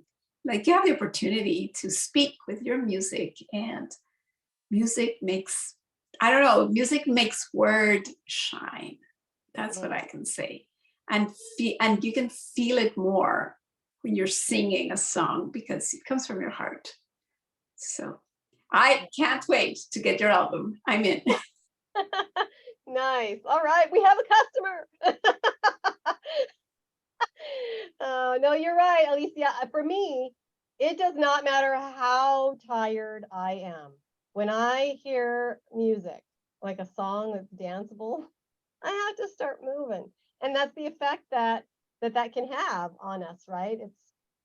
It's amazing how, we shouldn't rely necessarily on outside influences, but outside influences can actually really benefit us as well at the same time, especially through music. So it is a powerful way to share voice, whether it's our own words that are being sung or whether it's someone else's, we're still providing that same experience to the people that are listening. And when we give a speech, a presentation, we can create the same thing, because if you're not giving your audience an experience while they're listening to you, then you're not fully lighting up their brain. And studies have shown that when our brains see patterns in things like rhythm in music or poetry, words in poetry, it does light up our brains in the same way that drugs light up our brains. It's the same brain centers that do that. As speakers, then, when we are providing messages verbally, we have the opportunity to create our message in such a patternistic, rhythmic way that it lights up people's brains and it makes them feel good. It makes them feel nostalgic or, enlightened or whatever the case might be. And so our voices should be shared with the objective of giving an experience. At the Speak Feed Lead Project, we do that with our students. First, we start off with speaking. How do you learn to have an effective conversation with people? And then how do you take those conversation skills that you're now empowered with onto a stage? How do you converse or speak in a conversational tone with your audience, right? Which most of the best speakers I've ever heard are those who feel like they're just having a conversation with me as I listen to them. And then how do you then start crafting messages that are going to light up the brains of your audience? What goes into that? And how can you give your audience an experience every time you speak? And we teach this to even 10-year-olds, and they get it and they understand it so much more. And then they can see everything I have done or been is something I can offer. So that is very, very powerful. Hello, Shiraz. Yoo-hoo! It's wonderful to have you with us. Another Canadian. Sent a message to me, said, are you guys Canadian too? Because Alicia was saying we're just north of her. And Alicia is in Vancouver. It looks like Santu used to live in Ontario. And Shiraz, where are you? Are you in Ontario as well? I'm in Ontario, Toronto. Ah, awesome. Yeah, well, welcome. Just to correct you, Jackie, I'm not still in Ontario. I was in Toronto, Ontario. I'm now in London, UK. Right, right. I thought that's what I said. Maybe I messed that up. Sorry. That's all right. No, don't worry. Well, Shiraz, welcome. Thank you for coming to our SpeaksGiving celebration. We have been talking about our voices and the way that we can provide them powerfully out into the world. I know you just got here, so I don't want to put any pressure on, but is there anything you would like to say or tell us about the way that you're also empowering other people? Because you do amazing work. Shiraz I have spent a couple of conferences with Shiraz, or a couple of workshops or sessions with him. And he is so talented and skilled at helping you talk through what those saboteurs are. Just like Layla was saying earlier, we all have those saboteurs and we don't recognize that that's who's bringing us down. And Shiraz is very skilled at helping us to realize what those saboteurs are saying and how I think what you say is our problems are actually the solution, and that's such a Yep. cool little tagline. So if you wouldn't mind sharing with us a little bit about what you do and how you share your voice with the world. Sure. So I call myself a reality interventionist. And that's because I found out that whatever life you're trying to change, you're typically addicted to it. So when you do start to get different results, you actually go into withdrawal and try to go back to the old life because it's comfortable, even if it's not as good. And so when you try to change things, when you want to get your voice out there, sometimes you'll make progress and then you'll lose it. And I've seen people talk about, I went to a workshop, I went to a retreat, and it changed everything for a little while. And then I ended up back where I started. That's because you actually went into withdrawal and didn't realize it, because it doesn't feel like you would think withdrawal feels like, and you end up back where you started. So when I work with people to get their voices out there, there's two parts to it. There's the, what are you afraid of is going to happen when you're visible, when people hear your message, how they're going to react, and how do you overcome that? But then there's the, once you start doing it, how do you stay doing it and keep expanding rather than slide back to where you are? Oh, yeah. And think so so, I right? know you do some group training, but you're also really great at the one-on-one. So tell us a little bit about how you what's the word I'm looking for? Get to people. How do you find, what do you work through to help them find what's challenging for them, even if it's a group setting? The thing I found when we talk about the problem is the solution is that any physical problem that you've got in your life that's consistent is the solution to an emotional problem you don't realize you have. And so if you're not getting on the stages, if people aren't hearing your message, whatever that physical problem is, it's actually a solution. So let's say you got up and talked in class when you were 6 years old and you said the wrong thing and the whole class laughed at you. And that's stuck in you, in your subconscious, that, oh my God, I never want that to happen again. So when you try to get up on stages now and you're looking for bigger stages to speak on, your subconscious is like, oh, no, no, no, no, no. Let's not do that, because look what happened that last time. And so your inability to get the stages you want isn't the problem. It's the solution to make sure you don't have that embarrassing moment again. Interesting. And you learned this through your own, you had a physical issue, right? Yeah, Would you so for mind me, it was sharing definitely that with us? physical. I used to have severe rheumatoid arthritis. I got it when I was 22 years old. And I suffered with it for almost 18 years before I met a mentor that explained to me that I believed I was responsible for every person in my life. And I looked at him, I said, no, I'm not. Why would I think that? That's crazy. And he said, yeah, no, I know you don't think that, but from the conversations we had, he realized that I formed this belief back when I was 8 years old. And I said, well, what's that even got to do with arthritis? And he said, oh, you don't want to be responsible for everyone. And I said, yeah. He said, and if you're lying in bed in pain, you don't have to be responsible for anyone and you don't have to feel guilty about it. It's the solution to the problem you don't realize you have. So that whole belief that I needed to be responsible for someone, if in my world, when I couldn't do it for everyone, I just felt so much guilt. My body decided, hey, I got a way to fix that. And once I let go of the guilt, the arthritis went away overnight. That's amazing. Wow.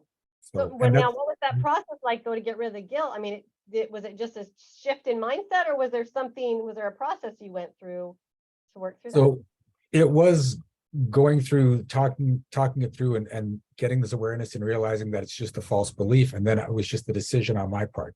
So now when I work with people, getting to that awareness and getting them to make a decision, it can take a while depending on how many layers and how much you're fighting. Because it's funny how many people will fight for their own limitations and defend them.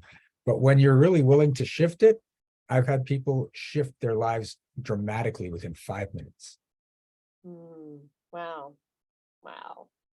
So you can take a lifetime of rheumatoid arthritis or some other chronic condition, and within 5 minutes, this Within 5 person can get rid of it? Not every time, but yes, that's happened. For speaking, I actually had one of my clients. She hosts an event each year, and there's typically been 3,000 people coming to that event online every year.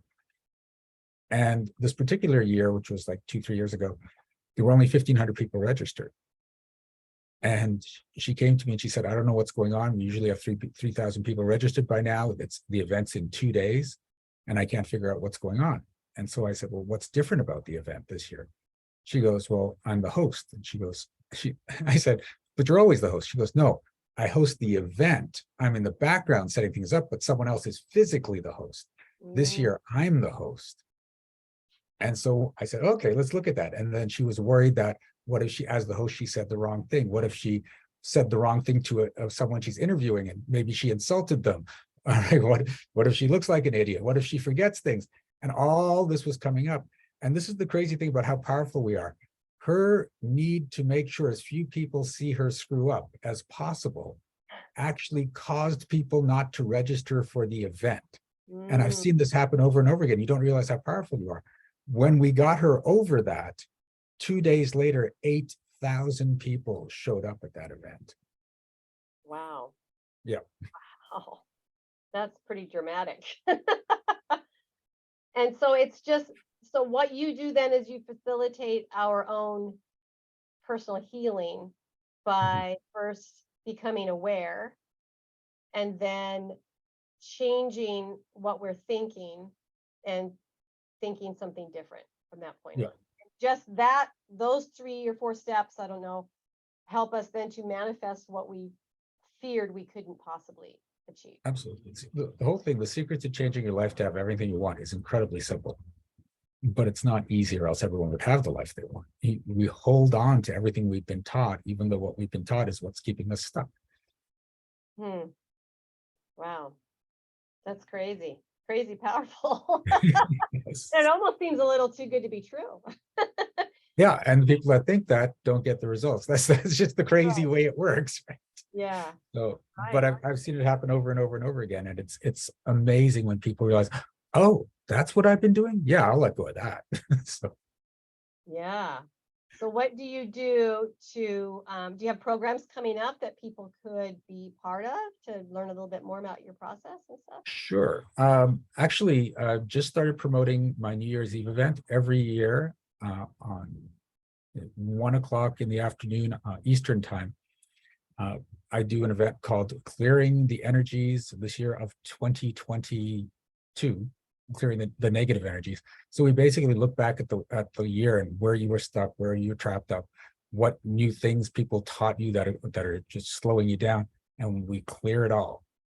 And it's a 3-hour event. It's my most popular event every year, and it's nice to get all the crap out before you go party on New Year's Eve and then start the new year.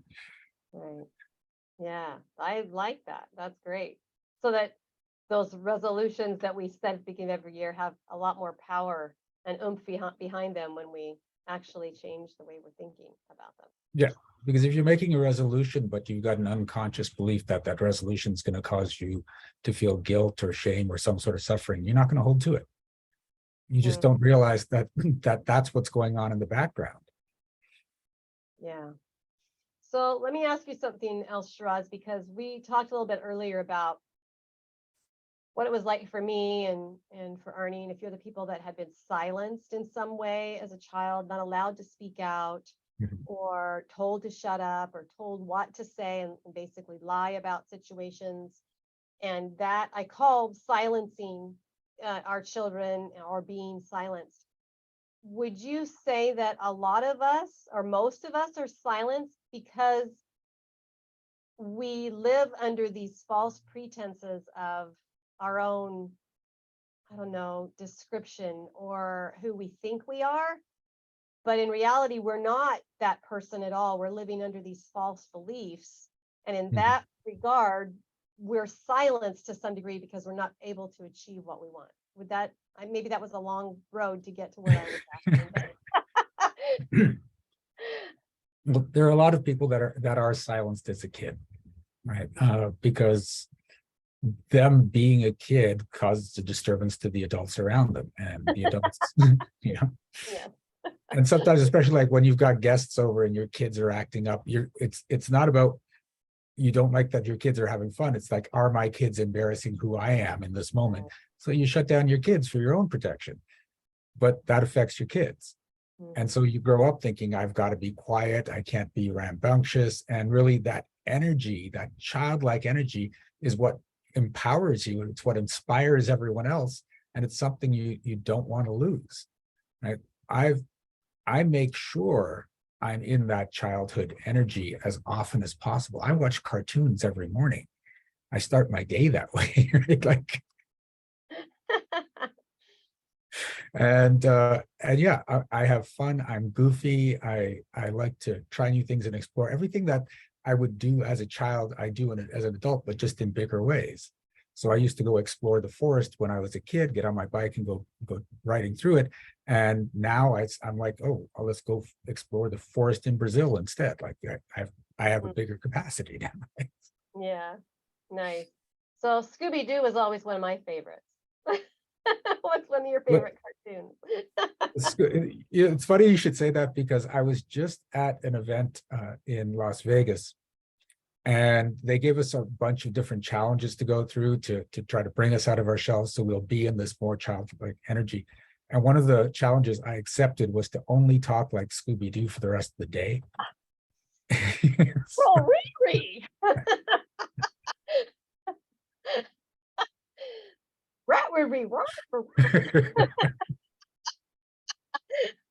Wow, that would be a tough challenge to keep. It was fun. For some people, it was a little bit annoying because they're like, I don't understand you. I know you're trying to make me understand you, but I don't understand Scooby speak. I want to know how Superman would feel if he saw Batman standing in his logo.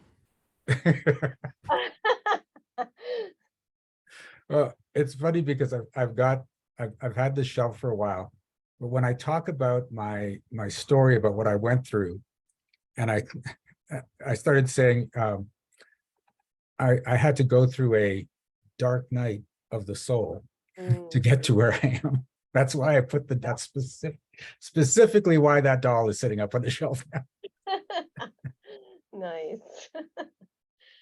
That's cool. All right. Well, does anyone else have something they'd like to add to the current conversation? Yeah. Isn't that an S behind you for Superman, Shiraz? Yeah. Is that what other people were noticing and commenting on? Yes. Yeah. Oh, cool. This is my favorite bookshelf. Yeah. Your favorite bookshelf. Did you find That's it cute. somewhere, or did you have someone make it for you? Or did you So- make it? So what it was my godchild is a huge Superman, Supergirl fan, and I wanted to have the bookshelf custom made for her.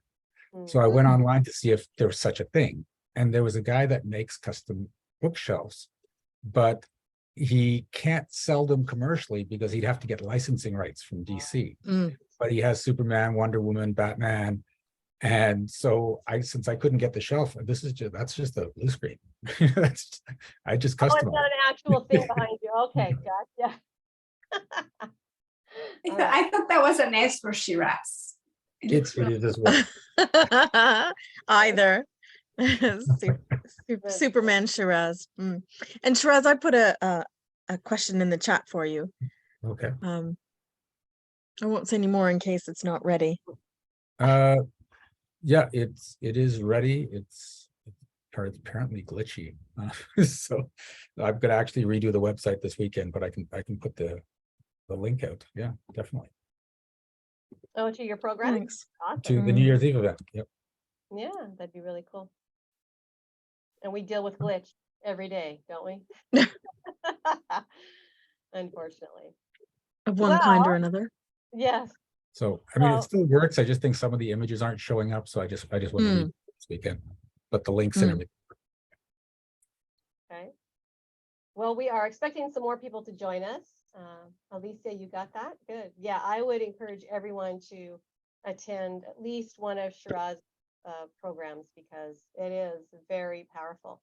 And he will call people up one at a time, and he will work with you individually, even if there is a group in the event. And the nice thing is about that is even if you're not the spotlighted person with him, you can still gain so much by connecting with the person that he's helping and find how you are similar to that person in regard to their own challenges. And so when he helps them figure out how their own problems have been their saboteurs and are also their superpower, it helps you to do the same thing. So really cool. Oh, Yeah. and he's got some fun on there too. The one thing I'm very clear about when I do the workshops is we get to the belief that's causing the problems for you. And I ask you, are you willing to destroy that belief? And the reason I'm doing that is because I'm asking you, are you willing? It's you doing the work, you making the decision, not me, because I don't want to be in a position where people say, I need Shiraz to save me. I just want you to say, oh, Shiraz can get me to an awareness of what I need to change, then I can do the change. That's the type of people I love to work with. Yeah. And it's funny to me, well, funny and amazing at the same time, Shiraz, when you ask that question, are you willing to destroy that belief? If someone says yes, you can tell if they're truthful or not. Yeah. So what are you doing that helps you to read? Is it you're reading their energy, or how do you know whether they're true or not? Well, for technically, it's just their energy because I can do it, via phone or text or anyway. But oftentimes when you're watching, you can see the person's body language. Like I'll ask them a question, they'll be like, ugh, and you can tell it's already going to be, even though they say it's a yes, it's a no.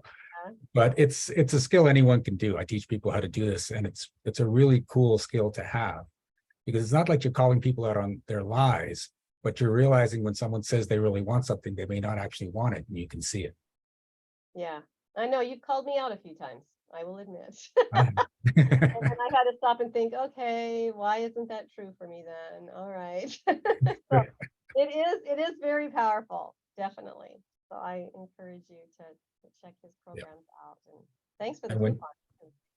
And You for will- those of you just listening and maybe can't see it, go to energeticmagic.com NYE, New Year's Eve.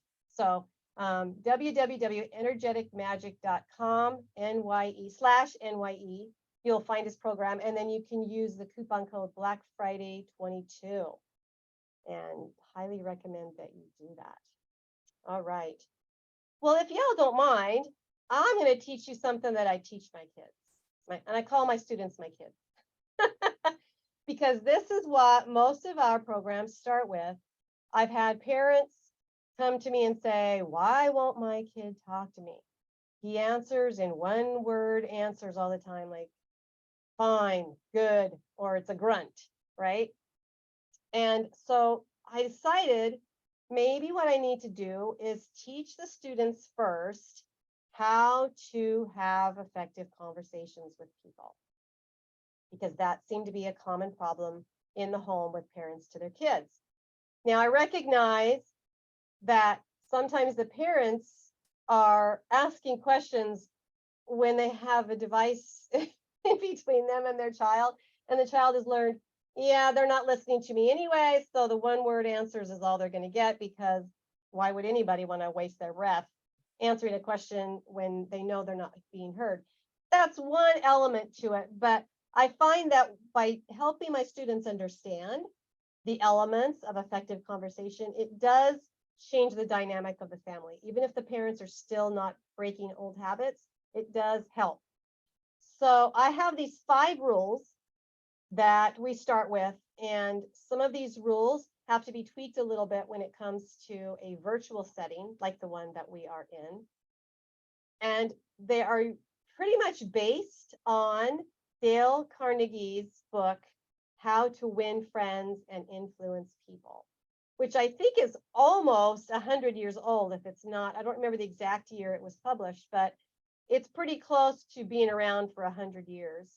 And it was pretty revolutionary at that time, because I believe he wrote the book for salespeople. At that time, it was really common for the main breadwinner of the family, the man, to be a salesperson, and they would travel either from place to place in their town, or sometimes they traveled from town to town selling a product or several products, and wanted to advise these people as to what could I do to be more effective in making sales?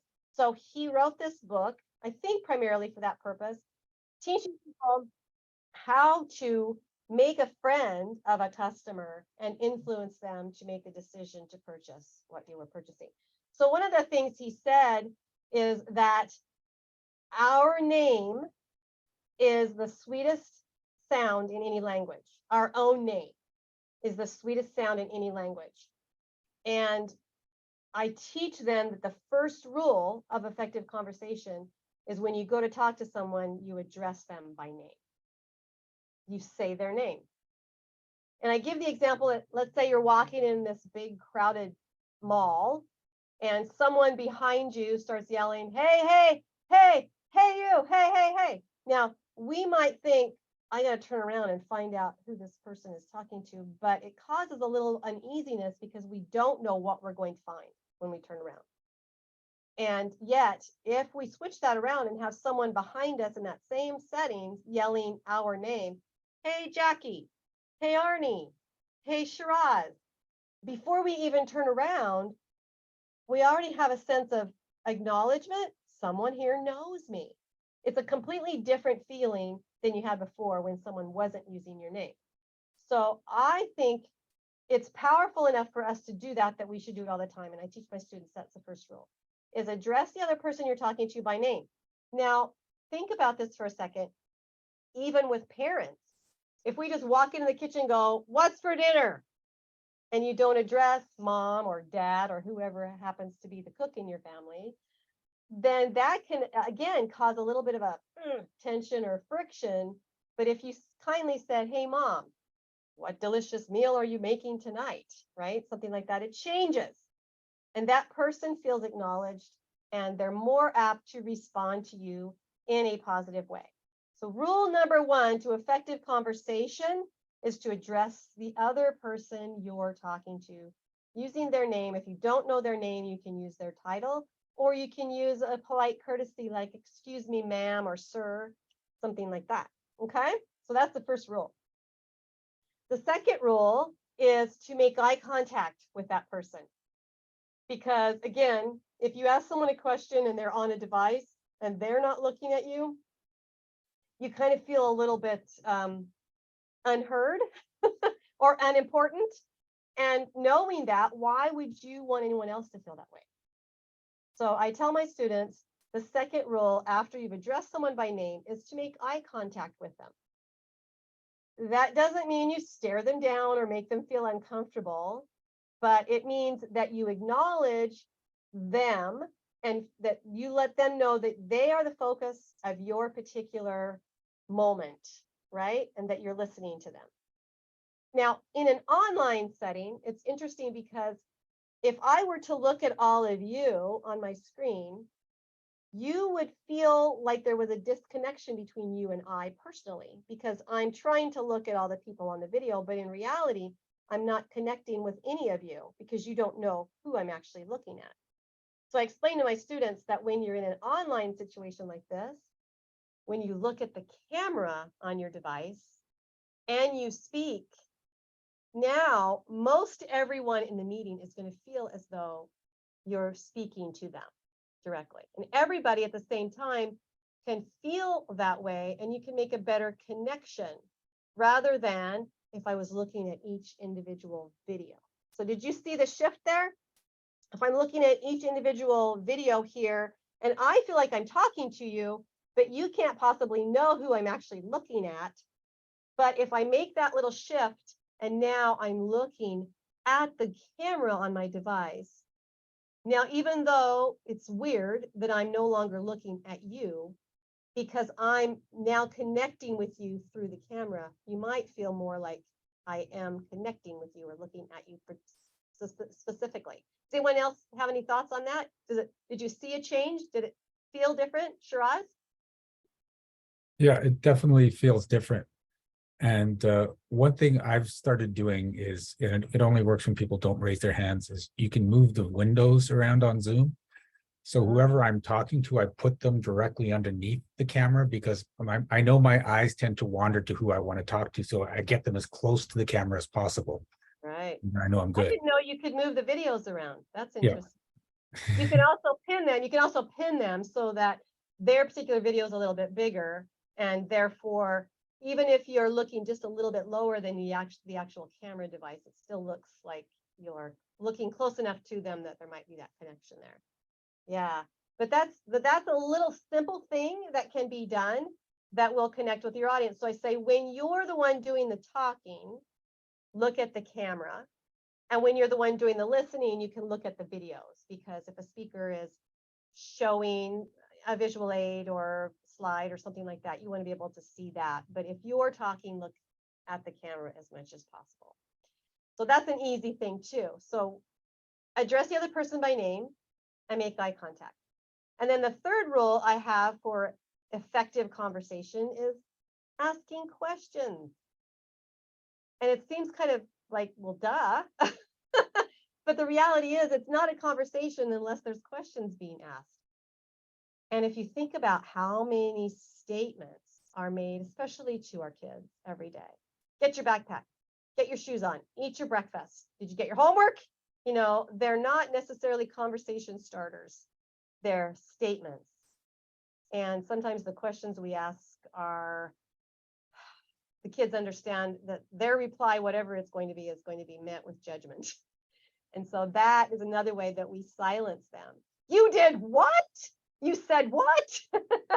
Yeah, kids don't want the mama drama. So in a lot of ways, they will not answer you because of that alone. But by asking questions and asking the right kind of questions, we can now empower more conversations with our kids, which I think is what we all want, but sometimes it's hard to achieve. So what are some of the right kinds of questions? Well, if you typically say to your child when they walk in the door from school, how was your day? Especially if you're holding on to a device like your phone, they're probably going to just answer with fine, whatever, okay, or a grunt. Because they know you don't really, it's a sort of a courtesy question. They know that you probably don't really want a long answer.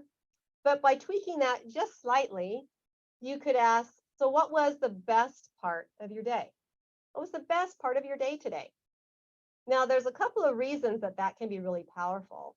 First of all, they have to stop and think for a second, and that breaks them out of that routine type question, the courtesy question that they're so used to. And they have to think about, well, what am I grateful for today? What good thing happened to me that I could share? The other side of that is that now you get to learn what motivates your child. If they are excited because they got an A on their math test, or because they got to have lunch with Charlie, their best friend, or whatever, it allows you to see what motivates them. And that can be useful information when you're trying to get them to do something for you or the family, to know their motivation. So by asking different questions, you're going to be getting different responses. And also, parents, you have to really want to know, okay? Don't ask the courtesy questions to our kids. And I will give you a very interesting example.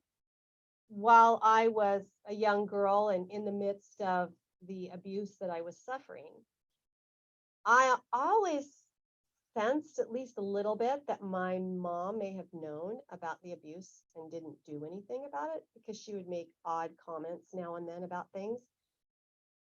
But she never really was part of a solution toward the end of that. But one night, I was probably 14, 15 years old.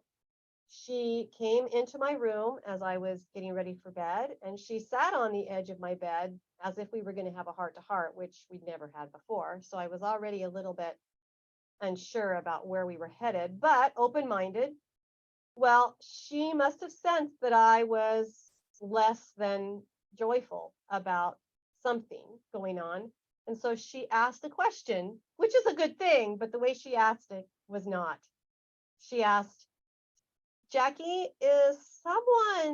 are you letting someone do something to you they shouldn't be? Now, I think she had good intentions, but the way she asked that question led me to feel that I was at fault for what was happening, because I was allowing someone to do something that they shouldn't. And I wasn't willing to open up because of the way that question was worded, because it was all on me, right? Which is another reason that we have to be really careful about what we ask our kids and the way we ask it. That was sort of a judgmental way. And if you're judgmental in the way you ask questions to your own children, they will likely shut down. And I was not willing at that point ever to share the secret, because now it was my fault. So asking questions is important. I would suggest then that rather the rote courtesy type questions, you think of ways that you can ask a question that's truly going to bring out the information you're looking for in your children and anyone else for that matter. And make it something that's thought-provoking so that you don't get the typical fine, whatever. After you ask questions then, which is rule number 3, now you listen. And you don't just listen for words, you're listening for key words. In fact, I tell my students that there are a couple of kinds of words you can listen for in this person's reply that will give you more information to respond back to them. I say, listen for nouns, which are people, places, or things that they might answer with, or listen for an emotion. I was happy or excited, or I got to have lunch with my best friend, right? That sounds like a pleasant thing. You might be able to draw some emotions out of that, or even ask them, well, how did you feel about getting to have lunch with Charlie, right? So it's an opportunity now for you to listen for keywords that that person says that now is going to allow you to use their own words back to them. And I'll tell you, that is a perfect way to let someone know you are listening to them. They are being heard because you are, in fact, using their own words back. So that is the 4th rule, is to listen for keywords and then use those keywords to respond back to them. This is how a conversation goes. It's a back and forth. So we have the first rule is address the other person by name, make eye contact and keep it as much as you can throughout the conversation. 3, ask questions. And then 4, listen for keywords. The 5th rule, I always tell my students, is involved in the effective conversation scenarios, but it is a rule that will be applicable for anything in life. And that is, it's not about you. The 5th rule is it's not about you. And when we're having conversations with people, if we are asking questions because we can't wait for the opportunity to share something about our own wonderful day, or to talk about how what just happened to us was the best thing ever, if that's what we're going into a conversation for, our motives are incorrect. We want to have motives where it's not about you, where you truly want to learn something interesting about this person, something new about them, or to hear a story about their day or whatever. Okay. So knowing that it's not about you is really helpful, not just in conversations, but in everything you do. And in fact, Dale Carnegie would tell a story about when he was a young boy and his favorite dessert was strawberries and cream. But he also loved to fish. And so he considered, well, since I love strawberries and cream, is that what I should use for bait to catch fish? And he realized, no, that's not going to work because they like worms and grasshoppers and things like that.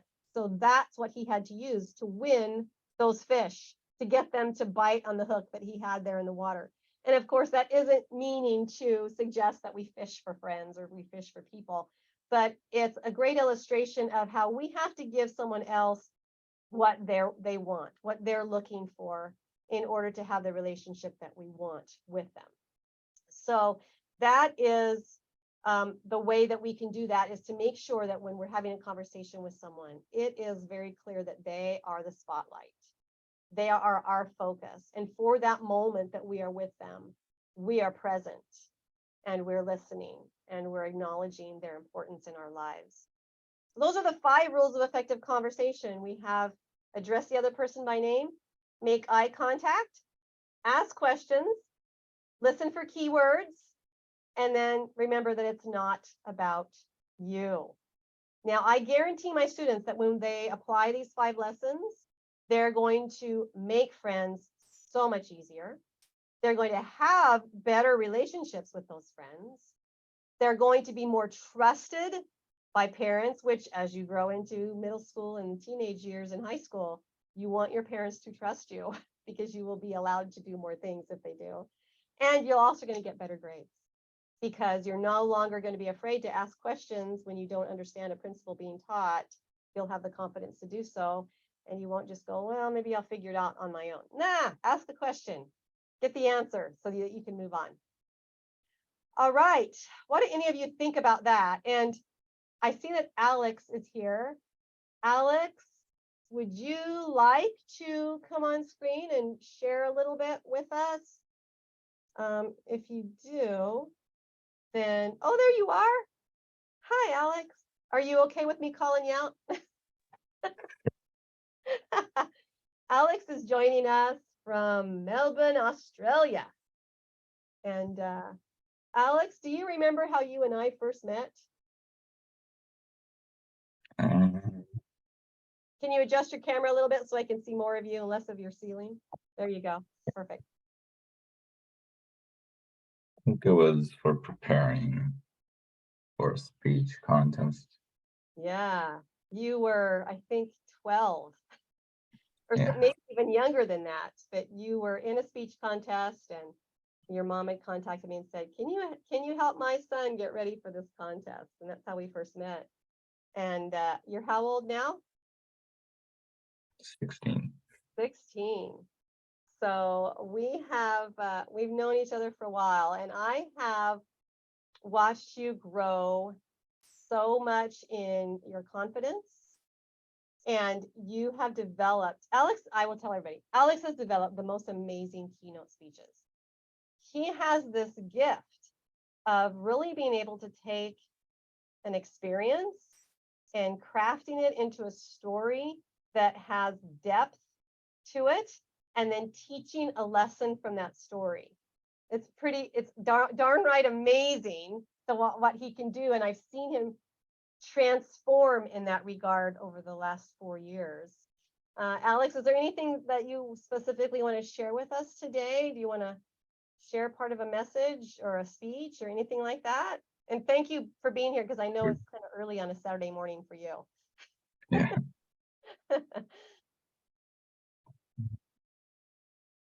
Yeah, I'll share my speech, I guess. You want to share your speech?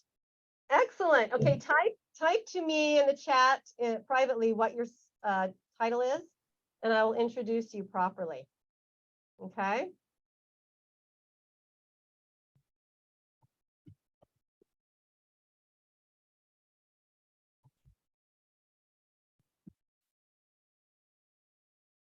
I really appreciate you being here. All right. Excellent. So for the last 8 or 16 weeks specifically, Alex and his teammate Tito, who's also in Melbourne, Australia, have been working on discovering their particular messages and even their soul's agenda. And so the speech that Alex is going to present today is a culmination of exercises he has done to determine his unique message that he can give to the world after learning his soul's agenda and his core value and all of those kinds of wonderful things. So Alex is going to present a speech called Less Stress, More Relief. Please welcome Alex. Have you ever felt completely relieved? First, let's talk about what is relief. Being relieved could mean many things. For example, you might have succeeded in a project at school or at work, or you could be relaxing with your family, enjoying some quality time. For me, feeling relieved could be when I have finished all my exams for the term. People all have different ideas of what they think of being relieved, but normally it doesn't include any distress or nervousness. Today, I'm going to share my experiences with you to show why it is so important to be relaxed during difficult times, and 3 ways to be relieved in these times. Feeling relieved, as I have defined it, means not being stressed out about anything. The reason that people are normally not relieved may be that they are very nervous about something. For example, an exam. The thing is, stress is harmful to your enthusiasm and productivity and will make you lose focus easily. My first advice is to just try your best, and there are many solutions to fix the problem afterward. It may seem like an easy concept, but doing it smartly is very important. A part of being relieved is getting enough rest. When you are stressed, it is easy for you to lose sleep, trying to achieve as much as you can. Trying your best without hurting yourself is much better than pushing yourself too much, as it will cause problems like sleep deprivation, which will harm you, decreasing your ability to work. It could be difficult to feel completely relieved, even if you tried your best. But always remember that trying your best is all that matters. If you have done everything you could to help with whatever you are worried about, just knowing that you tried your best could make you feel much better and leave you with no regrets. Once I was going to apply for student council when the school gave me only one night to prepare for a speech. I thought long and hard to formulate a 5-minute speech that would both convince the judges and fit the criteria of the rules that the school had created. I had only 1 hour, but I tried my best and was satisfied with the results. I didn't sacrifice my sleep for this. Instead, I went to bed comfortably, knowing that I did the most I could. The second morning, I went to the speaking competition with my speech. Although the principals and my teachers were all there, staring at me, I produced my oration in confidence. Although I had only 1 hour to prepare, my shorter than normal speech was much more convincing to the audience. And one of the reasons was that I was confident with what I had written and that tried my best while producing the speech. There's no need to be anxious about something all the time.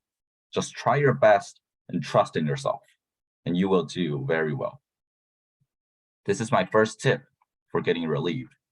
Try your best in an acceptable range. There are many more ways to become relieved, and as you might already know, having a better mood makes you feel much more relieved in even the direst circumstances. Studies have shown that experiencing delightful experiences could improve how you manage stress and anxiety, which will make you much more relieved. This is my second point. Make sure that your life is fun. Whenever you do something you like, for me, that is playing tennis, it could be a sport that you like. When you do these types of actions, you tend to get in a flow where you might feel like time is passing quickly and that you just can't have enough of it. It is very beneficial as you are doing something that you genuinely like, and the intensity of the hobby is just right for you, whether it is challenging or easy. Only then will the activity seem to just flow by. Not only do these actions help with our mood, it also makes us much better at learning things as well. These hobbies can be anything you like, ranging from just reading to even an extreme sport like skydiving. I loved playing soccer at school. Although I wasn't very good, I felt like I was learning something every day from what my friends taught me. Not only did I get better at soccer, I also got closer to friends and meet new people in the team who I might never meet if I didn't join the soccer team. These experiences are rewarding and fun, so they made me way more fun. I continue to join these groups at least once a week, even if there are exams. The experience and friends relieved me and helped me get through the toughest weeks of school last year. Finding a hobby that you like will be rewarding, and even though different actions promote different improvements, they all provide you with joy and relieve you slowly. So enjoy the fun things in life. Previously, I have been mostly talking about how you should focus on yourself to become relieved. But did you know that helping others will benefit you? Being a bucket filler is much more useful than you might think. According to a study published in Psychosomatic Medicine, giving away is much more beneficial to your mental health than just keeping and helping yourself. But you might still be wondering, What exactly is a bucket filler? A bucket filler, in fact, is someone who takes time and effort out of their own schedules and makes others feel better. It doesn't have to be a large deed, and you don't have to sacrifice too much for it to be bucket filling.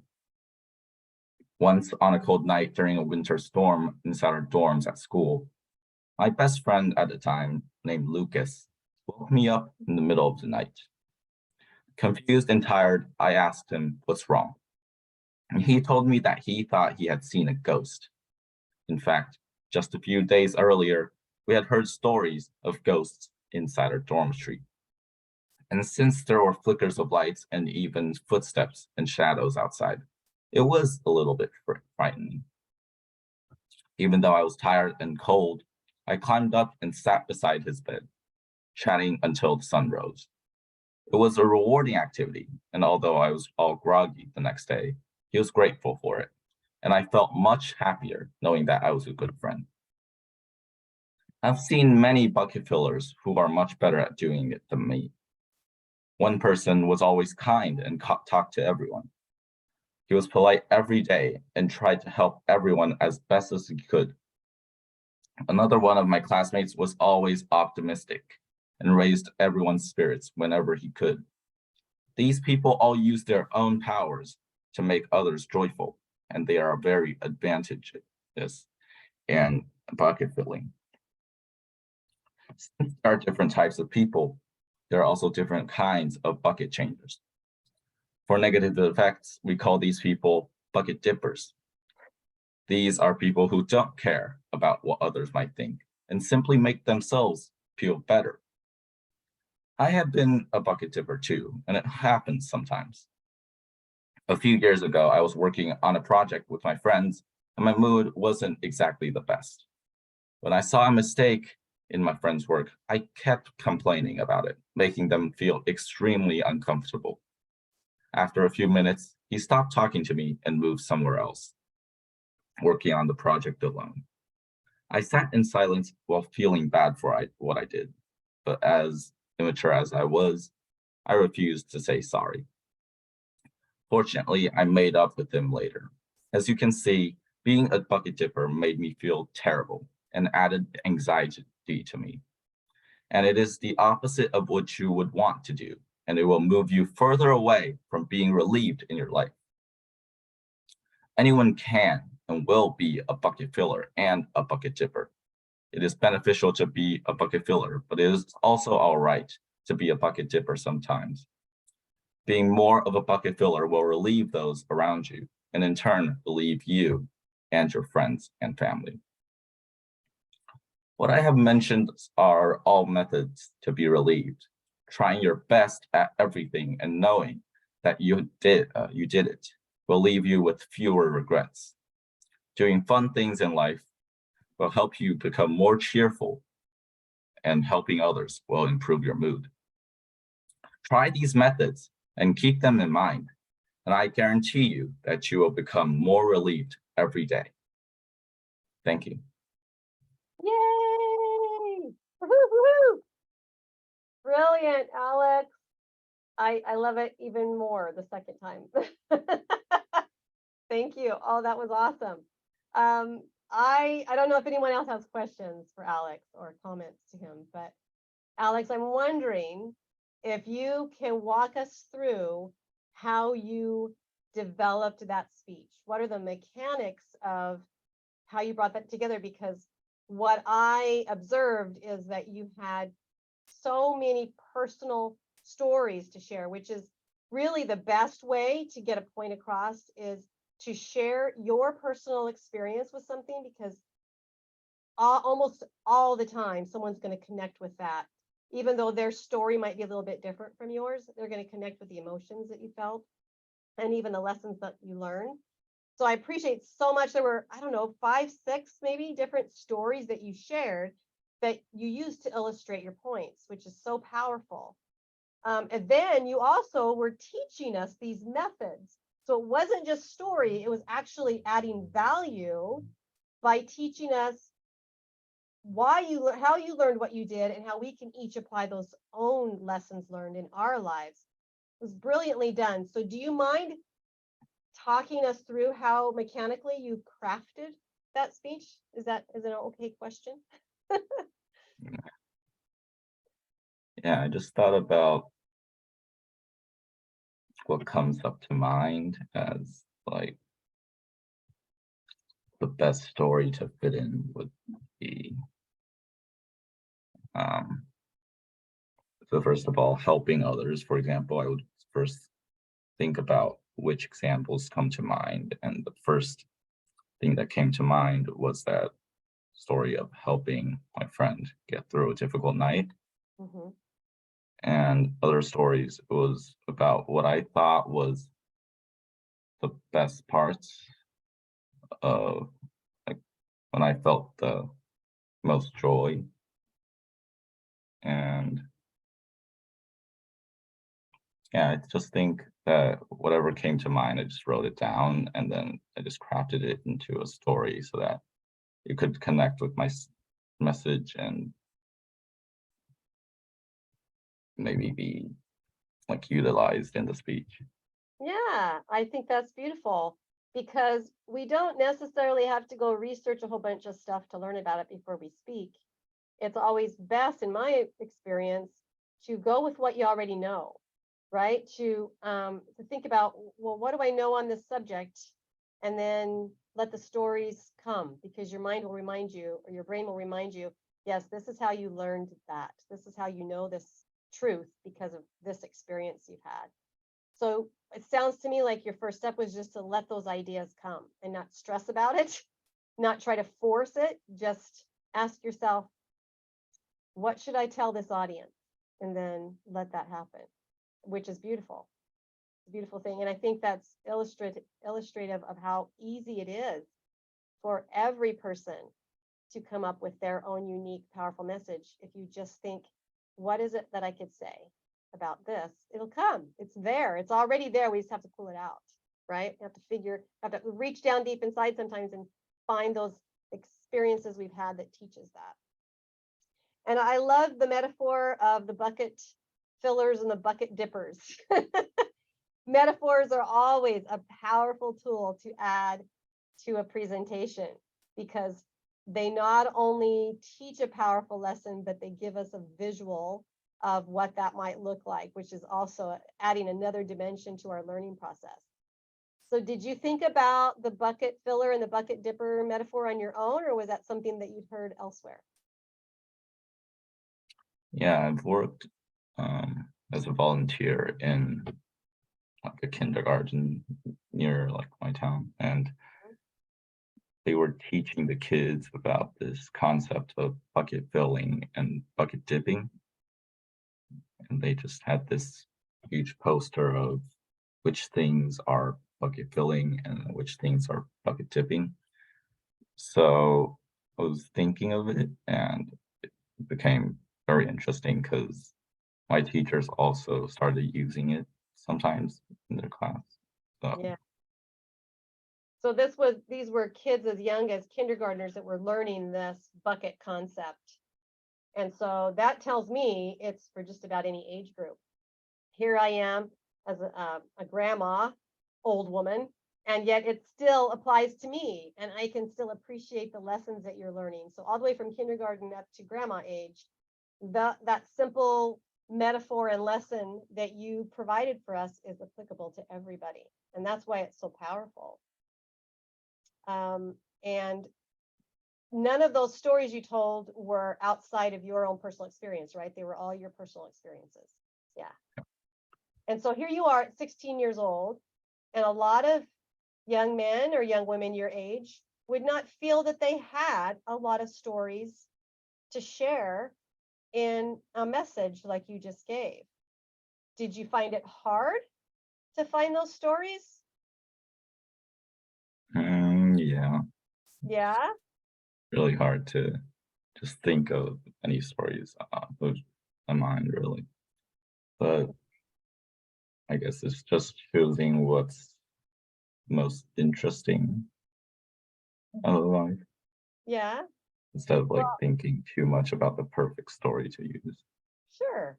And I think that's a great lesson that I can learn from your presentation is that your stories were relevant, they were simple, they were easy to learn from, draw conclusions from, and that's what makes them powerful. If you had gone into a really deep principle that you wanted to teach, you may have lost some people. But for me, the simplicity of it and the fact that they were your own stories, and they weren't like these big headlining type of situations where people would be reporting them on the news. It was just simple experiences. And I think that's what illustrates to everyone here too, that you don't have to have either these magnificent experiences where you've traveled all over Europe before you can speak, or you don't also have to feel like you've lived through trauma or tragedy to be able to come up with stories. It's the everyday things that we do in life, the lessons we learn from friendships, from school situations, from helping other people, from our volunteering. It's those simple lessons learned that are probably the most inspirational in our messages. So I thank you for being willing to share that. And can you tell us how you came up with the title, especially the word relief? Why did you come up with the word relief?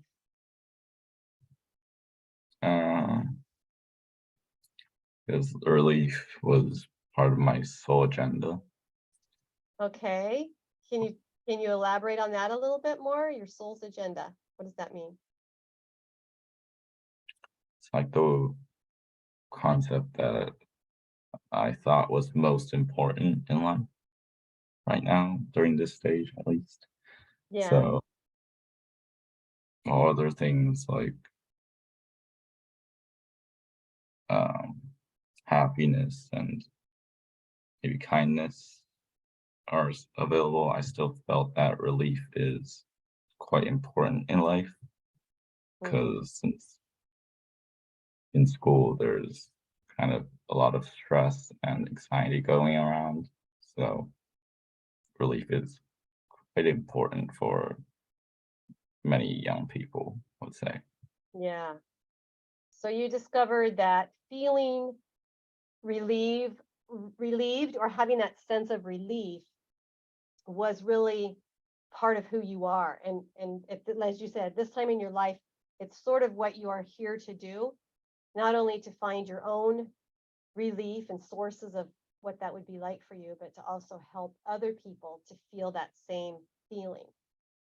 So what does it feel like for you to be relieved or to feel relief? What does that feel like physically when you feel relief?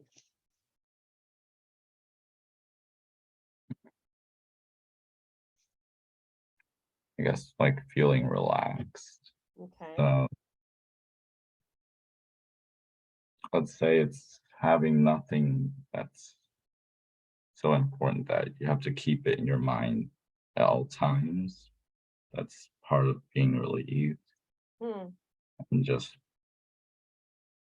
being able to say, oh, I can rest without having to worry about tomorrow's exams or something. It's like an important part of being relieved.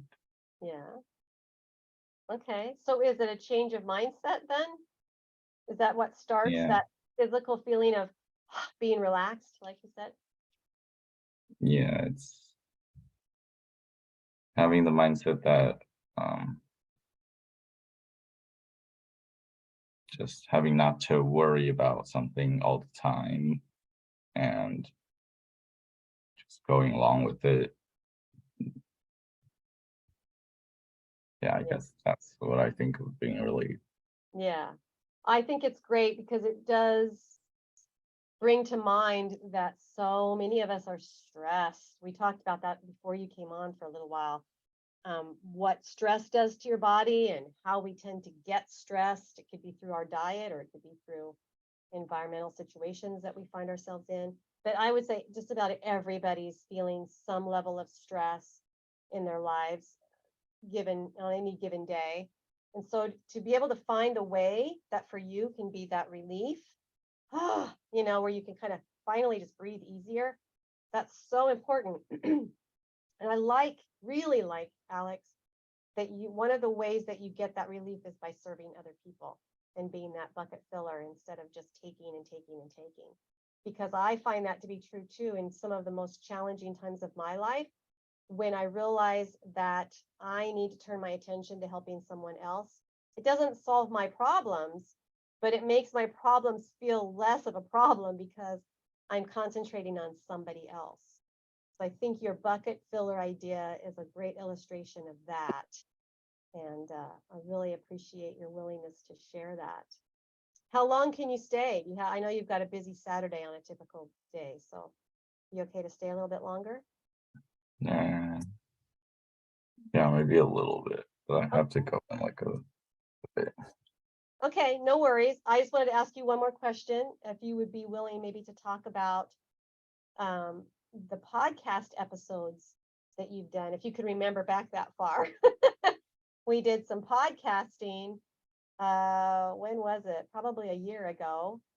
And you did 3 different episodes, and your podcast was focused on music. So do you remember who your guests were a year ago and what it was like to be a podcaster? What did you have to do to prepare for that? So we did the podcast on, I think,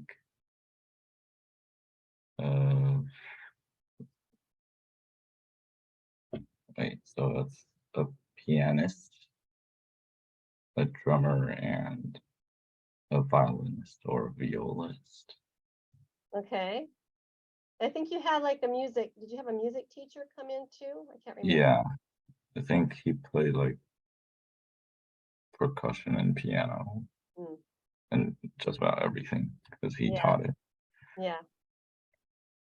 So the most important part would be to actually prepare the questions and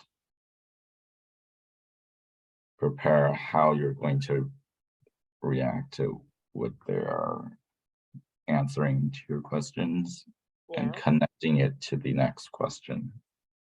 It's like the most important part of preparing for podcasts. Yeah. And it's funny you should mention that because you came on as I was teaching the 5 rules of effective conversation, which is easy to apply to an interview situation like a podcaster would do. And you mentioned being prepared to be able to respond appropriately to the questions that you're asking your guest, right? Did you feel that knowing the 5 rules of effective conversation was helpful in your success as a podcaster? It helped me to realize what was most important to keep the conversation going. As most of the time, it could just stop in the middle if we're not responding as quick or just ignoring their answers. Yeah. The conversation would stop in the middle. Yeah. Because as a podcast host, you don't want to just have a list of questions that you want to ask them, which is fine in preparation. But if you just go about asking those questions in order without actually responding to what they just said about your first question, it can tend to feel like they're not being listened to, right? You're ignoring what they just said, and you've got this an agenda, and you're just going to go through these questions. And that is certainly not the best way to have an interview with someone. It's far better to listen first to what they're saying so you can respond appropriately. And you were a wonderful podcaster as well, Alex, with the 3 different guests that you had. And if you had to do it over again, would it still be about music, or would you choose something else?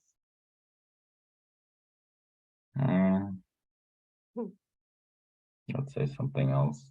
Yeah. Kind of limited to what I could actually ask about. And is there a particular person that you'd like to have on as a guest if you were a podcaster again? Is there someone you have been thinking about, having a delightful conversation with, or who would be fun to talk to?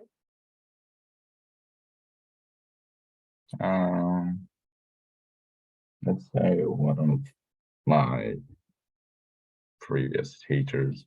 It was quite fun to be around with, but also like really strict. So Mm, an okay. interesting combination. Yeah. Well, that's good that you could interview one of your teachers. Was this a person that influenced you in a positive way, I'm guessing? Yeah, Yeah.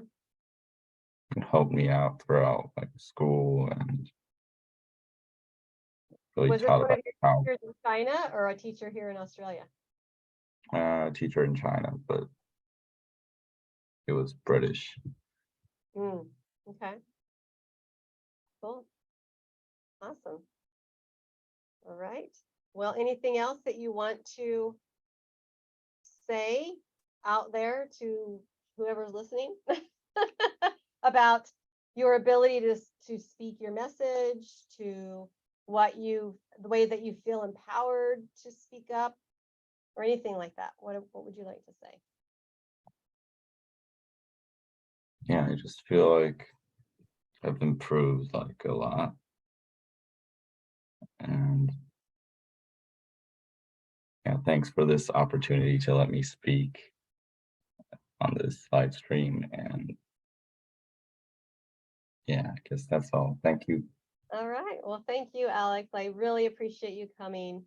I know with the time zone difference, it's a bit of a challenge. And like I said, I know it's somewhat early Saturday morning for you. So thank you for being here. Does anyone have any comments or questions for Alex before he departs? Thank you, Alex, for sharing your story. I am sure when you did that first time, your voice was different than now. Like now it's really deep. And probably you have matured a lot since you came from there. But thank you for sharing. Thank you for sharing it. It was really nice to hear your voice even several years later, of truly speak your mind, speak your feelings, get people to know who Alex is around the world. I'm very happy to have met you, and thank you for coming. Thank you. Thank you, Alicia. Anyone else have any comments? Yeah, Right. you did a great job, Alex. I was actually quite shocked that your voice was so low when you started talking. I was like, what the? Yep. No, it's a great message, and yeah, I I look forward to seeing how your speaking evolves as you continue to do this. So it's only going to get better. Absolutely. Thank you. Thank you. Yep. Yeah.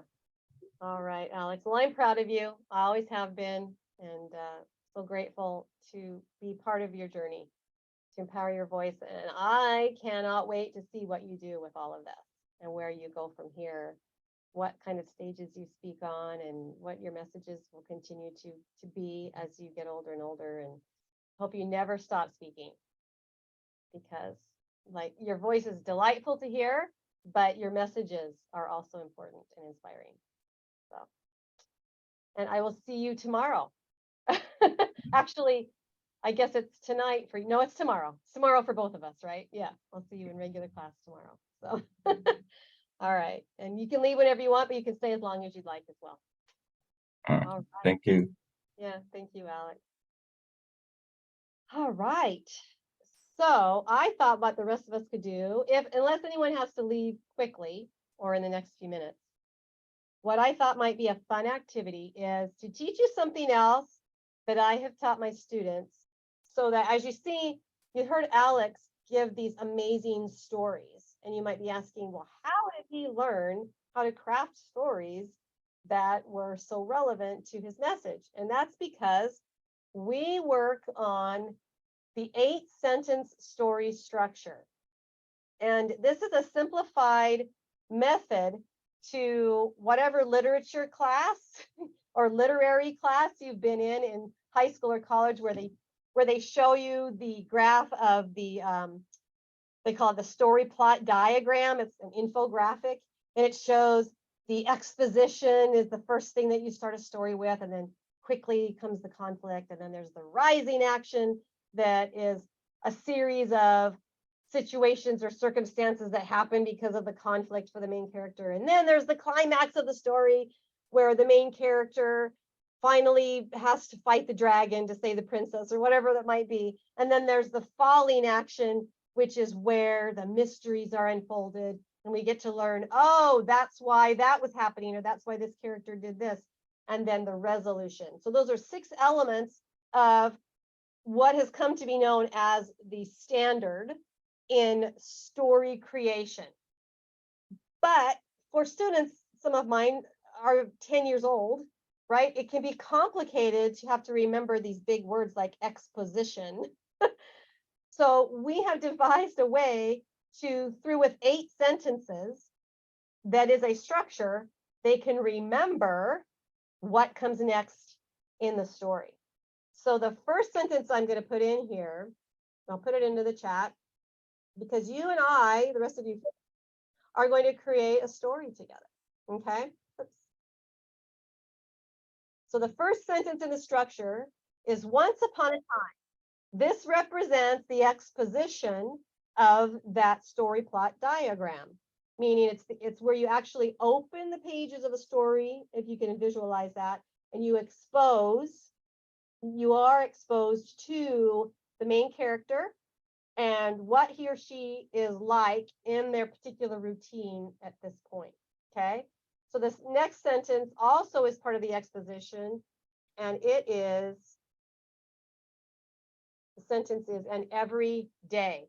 So you have once upon a time and every day. That is a great look into who this main character is. What do they typically do? What's their life like at this time?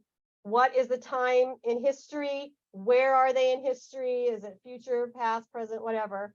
And it gives you that great insight, okay? Then, as the conflict happens very quickly, the next sentence represents that. Until one day, dun, dun, dun. Until one day, something we know is about to change for the main character. And we know that it's going to cause problems. So the next 2 sentences of the structure have to do with the rising action, which is a series of circumstances.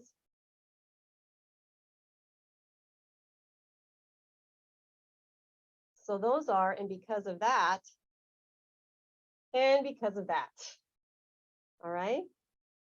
So this helps us to see, well, because the main character missed the bus, then he or she has to walk to school. And because of that, they get wet and muddy in the rain. And because of that, they get to school and they don't have any dry clothes on. And so they're sitting in class cold. And because of that, they get sick. Because of that, they don't get to attend the great big dance at the end of the week. So those are the ways that you can use those sentences to create this more and more challenging problem for the main character. And then when we reach the climax,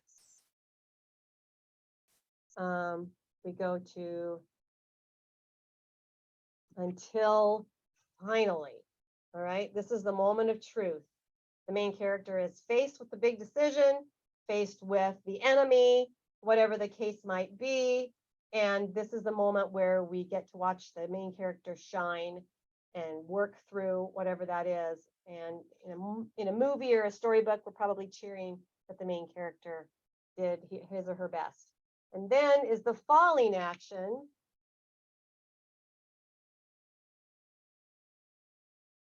Which is, and now we see. This is where the mysteries are unfolded. This is where we learn the lesson of the story. What I learned from this is, or now I see, da da da da da. Okay. So then is the resolution, which is, and since that day. This tells us, in contrast, what is the main character like now, where as opposed to the first sort of, or the beginning of the story, what were they like then? So we can see now that their life is different. It's probably better. We like to end on a happy note, so we try to do that. But through this structure, we create a story that has all of the elements that has a standardly said, this is the pattern for a good story. And it's much easier for our students to understand. So what I would like to do for those of us that are here is to work through the structure and each take turns with a part of the structure and create a story together and see what we come up with. It's actually usually funny because we get our little own part about crafting the story about a character. And for this exercise, even though this is just a structure, and when I'm coaching my students to write stories, I don't tell them start your story with Once Upon a Time, because that's for Walt Disney. It's not necessarily for our own stories, but it's a structure. So Once Upon a Time can be replaced with there I was on the banks of the creek. Or it could start with Sally, a 12-year-old girl, ... It's I don't ask them to use Once Upon a Time, but it's a way to get them in the right mindset as the type of beginning to use. Okay. So, oh, Santu needs to go. Well, thank you so much for joining us, Santu. And I know it's probably late in the UK for you, so I'm so grateful for your sacrifice to be with us. Oh, this has been really fun and informative. Thank you very much, Jackie, for holding this. Thank you for your support. All right, so the rest of us here, we are going to craft a story together, all right? For all the world to see all at once. All right, so let's just each take a part. I'll start with Once Upon a Time. And for this exercise, let's use the structure as is. We'll use those exact words just till we get used to it. So I'll start with Once Upon a Time, and then we'll go to Shiraz. You will take an everyday. So you're going to add on to what I've said about the main character. And then Alicia, you're going to be until one day. So you're going to be in charge of the conflict. What's going to happen to our main character? And then Arnie, you're going to take, and because of that, you'll be the first rising action, and then I will take the second rising action. And then we'll go to Shiraz for until finally, that's the climactic moment. And then Alicia, you will take, and now we see. So you'll have to listen for the lesson learned by the main character. And then Arnie, you will wrap it up with and since that day. Okay, are we ready to have a little creative fun here? All right. Once upon a time, there was a frog named Alfred, and Alfred lived in the pond by the big rock in Stony Creek. Okay. Shiraz. And every day, Alfred would sit on a lily pad, eating flies, waiting for the flies to come to him, never leaving his lily pad, just sitting there watching other frogs hop around, waiting for flies to come around, because he always had enough flies to eat by just sitting on his lily pad. Until one day, there were no flies. And Alfred was starving, was hungry, was cranky, started getting really uneasy on his lily pad. Arnie? Because of that, he realized if he stayed there, that he would starve. So he decided to venture out. And because of that, he had to pack a couple of bags, not knowing how long he would be gone or how many days he'd have to travel to find flies. He started off hopping with a bag on each side. Shiraz. Until finally, he realized that not only were there flies beyond the pond, there were different types of flies. There were different flavors of flies. And he enjoyed exploring and discovering all the different flies and getting stronger and stronger as he hopped around with suitcases wherever he went, as he explored the world. Nice. Now we see it. And now we see that, just as Alfred, if we stay on one spot waiting for food, it's not going to come. It's exciting to be an explorer. It's exciting to move from your comfort zone. and go around the world and experience all kinds of flavors. Beautiful. And since that day, Alfred is now a TV star as a chef. Due to his experiences tasting all kinds of different flies and all kinds of different insects from different parts of the world. And now he shares those on TV along with his muscular thighs, and is a famous frog in the world of culinary delights. Nice. See what we did together? Without any preparation beforehand, we have, through a structure, added all the necessary elements to a story, and we just created it on the spot. And it was really easy. Okay. Yeah, who would like to start another one? And this can be used, by the way, not just with non-fictional type story or with fictional type stories, but it can be used with non-fictional stories. So you can take your own experience and you can work through this process. And how do I start this? And what was I like then? And then what happened? How did that conflict come about? And then what happened because of that conflict, and what happened because of that, and so forth. And then when was the moment when you were faced with this, whatever it was? And then what did you learn from it? And how are you now? That's the perfect way to craft your own personal stories so that it falls into these certain patterns that our brain loves. So who would like to start our next story? I'll do that. Okay. Yeah, thank you. And then we'll go to Arnie, and then me, and then Shiraz. We'll go in that order.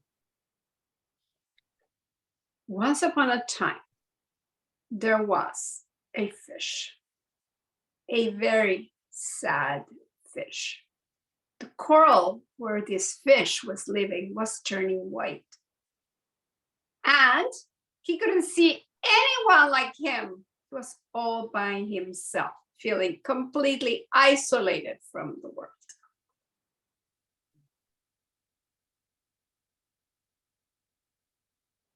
You're muted. Yeah, you're muted, Oh, Arnie. Arnie.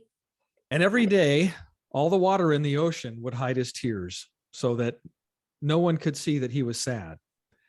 And so he swam around without anybody knowing he was really having a problem because no one could see that he was sad.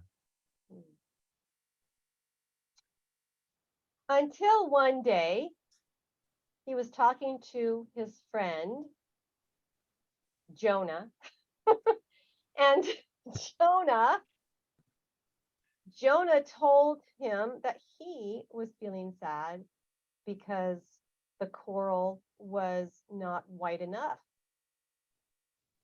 And so the fish and his friend Jonah began to wonder what was happening to the coral, and they decided to go to school to learn about coral. And because of that, they first of all discovered that school is just not a bunch of fish, but a place where you can learn. And learn they did about how coral lives and what's necessary for coral to be out there. And they discovered how much they had in common with themselves and the other school in the school as they continued to learn. Good. And because of that, they decide to go out and tell other fish about what they have learned and start working together into what can we do all together. Until finally, all the schools got together and became a institution of schools, all teaching about coral and oceanography and the things that they needed to do to keep their coral reef in good health. And now we see that all it takes is the curiosity of one or two fish or people, as the case might be, to make change for an entire ocean for an entire community, for an entire family. And since that day, we know that. It's Shiraz, Alicia. Okay. And since that day. Yeah, Alicia, it's Alicia. actually Shiraz's turn to finish. Oh, go. Sorry. Yeah. And since that day, when the fish, whose name was Ernie, inspired other fish to not just sit in their sadness as things are happening around them, but to go out and make connections, find schools, and learn with other fish how they can make changes in the world. Yay! Yay! Happy ending. Isn't it nice that we can find a lesson out of anything, right? There's always a lesson. And like I said, even these made up stories are pertinent in some way to a lesson that we can teach. So, all right. So Arnie, you want to start this one? Oh, is there a Oh. first part? Yeah, the first one is hard for me because I think there's something missing. It's the first thing I have on here is "and every day." Is that the Oh, first? Once upon a time is the Once start. upon a time. Okay. I heard. Once upon a time, there was a little girl named Jackie. And Jackie liked to give puppet shows at recess. And so she would make her little box out of a shoebox and make her little finger puppets to do inside the box. And she enjoyed showing her friends the puppet show at recess. And every day, do I do the "and every day" part? That's my turn. Okay. And every day, Jackie was so excited to share her puppet show with friends that she decided to take the puppet show to school and share it at recess. And she became to be known as this great puppeteer, a huge star on the playground. Shiraz. Until one day, a talent scout came up to Jackie and said, you can do a lot more than be at school with puppets. You can be on the road, you can be in big theaters, you can have a whole team doing the puppets with you if you really want to take things in a different direction. Oh. And because of that, she came home so excited about this new opportunity and asked mom and dad, can I, may I? She was not old enough to go on her own. Arnie? And because of that, is that the second? This is the second, and because of that. Yeah. And because of that, she was frustrated. She was ready for stardom. And she didn't know what to do because she felt like her age and her family were holding her back. Until finally, Jackie created a new show that was not just puppets, but she began to tell stories about her life. And she began to tell experiences that would make the audience members laugh and cry and cheer. And she then realized her true calling was to speak her voice out.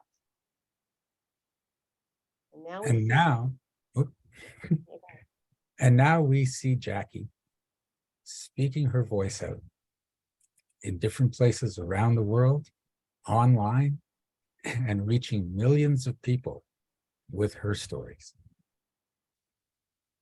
And since that day on, she doesn't only speak to the world, she listens, she shares her message.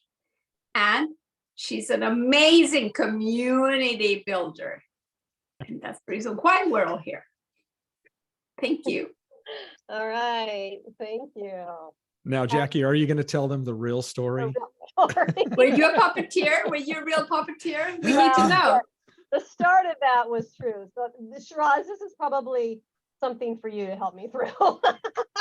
because, because as Arnie said, yeah, I was probably, I don't know, 8 or 9, something like that. And I created this little puppet show out of a shoebox, and I had these little puppets that would go on my fingers, and I cut a hole in the bottom of the box so that I could put these puppets through the bottom of the stage, right? And I could show this show. And I decided to take it to school one day and show it to my 2 or 3 friends that I hung out with at recess.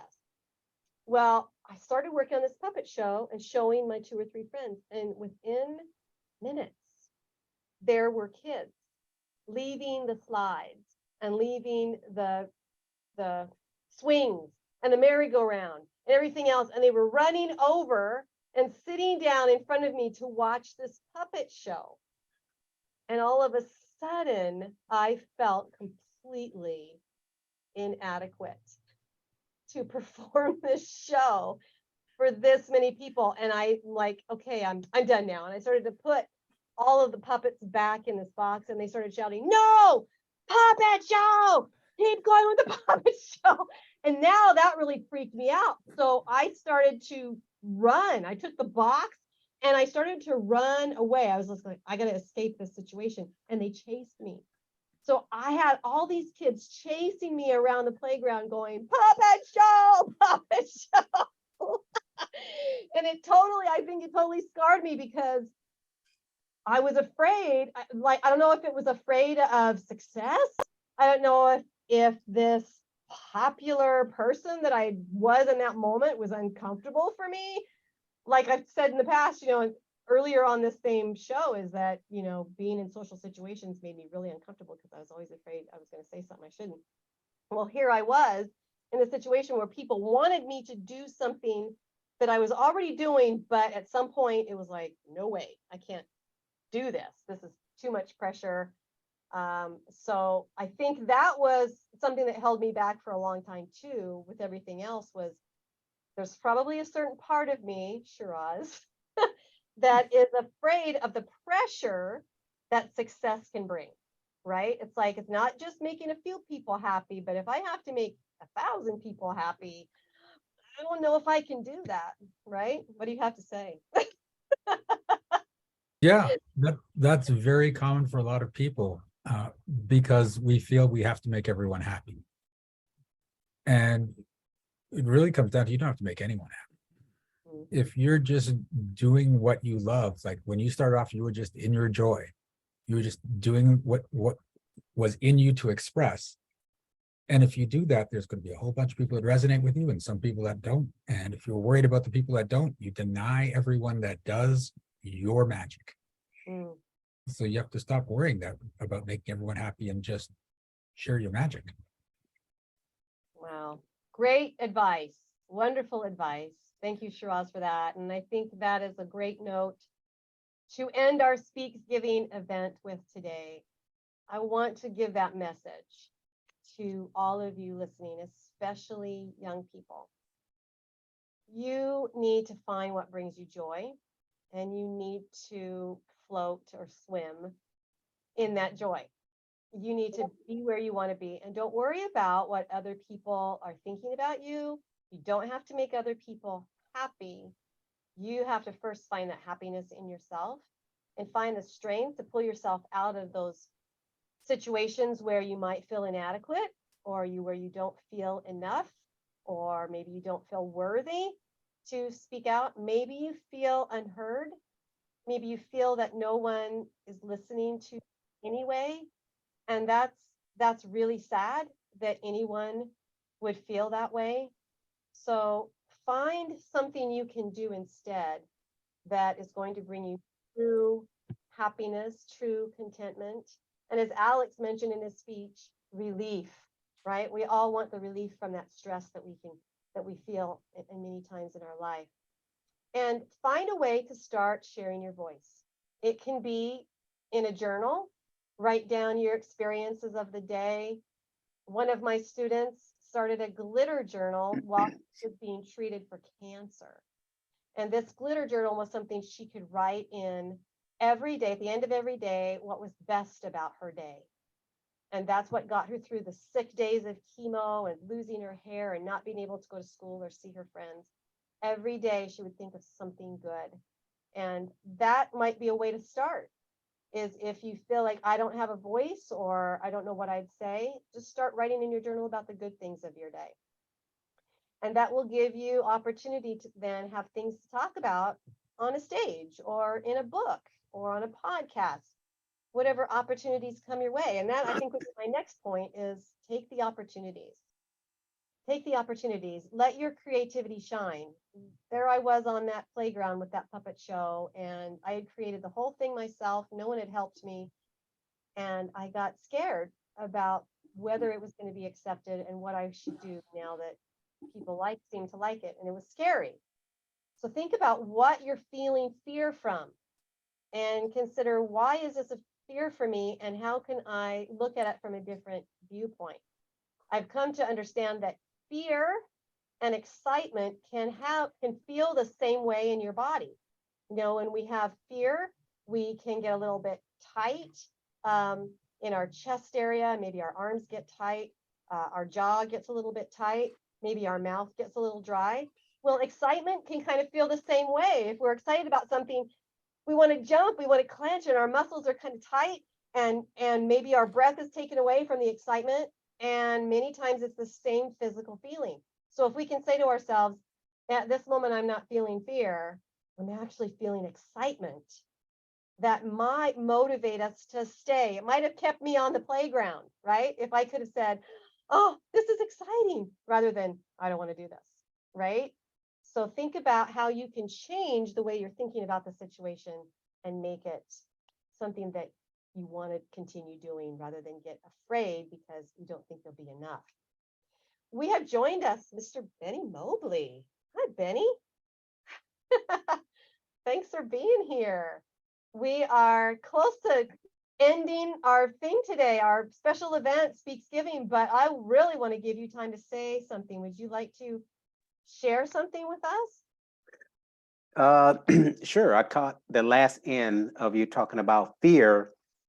And I think fear is a part of all of our lives, fear, doubt, you know, especially with myself and, you know, how I grew up poor on food stamps, being made fun of, saying, you know, people telling me that I would never be nothing. I would be just like my brothers and sisters. And I grew up with that fear and that shame of being a kid and people, you know, laughing at me. But I found out myself, in order to get over that fear, you just have to introduce yourself to new habits. And the more new habits you introduce yourself to, the more real and authentic you understand about yourself and how amazing that you are. In order to get through that, you got to continue to, you know, come up with ideas and put actions into that. And I'm working on my next phase of life. I'm a master personal trainer, which means that I help people to build strong bodies. Not only strong bodies, but I help them to build a strong positive mindset, letting them know, hey, you can lose this weight. You can get over, you know, Crohn's disease or whatever it is that you may be facing because of my upbringing and people telling me that I would never become nothing.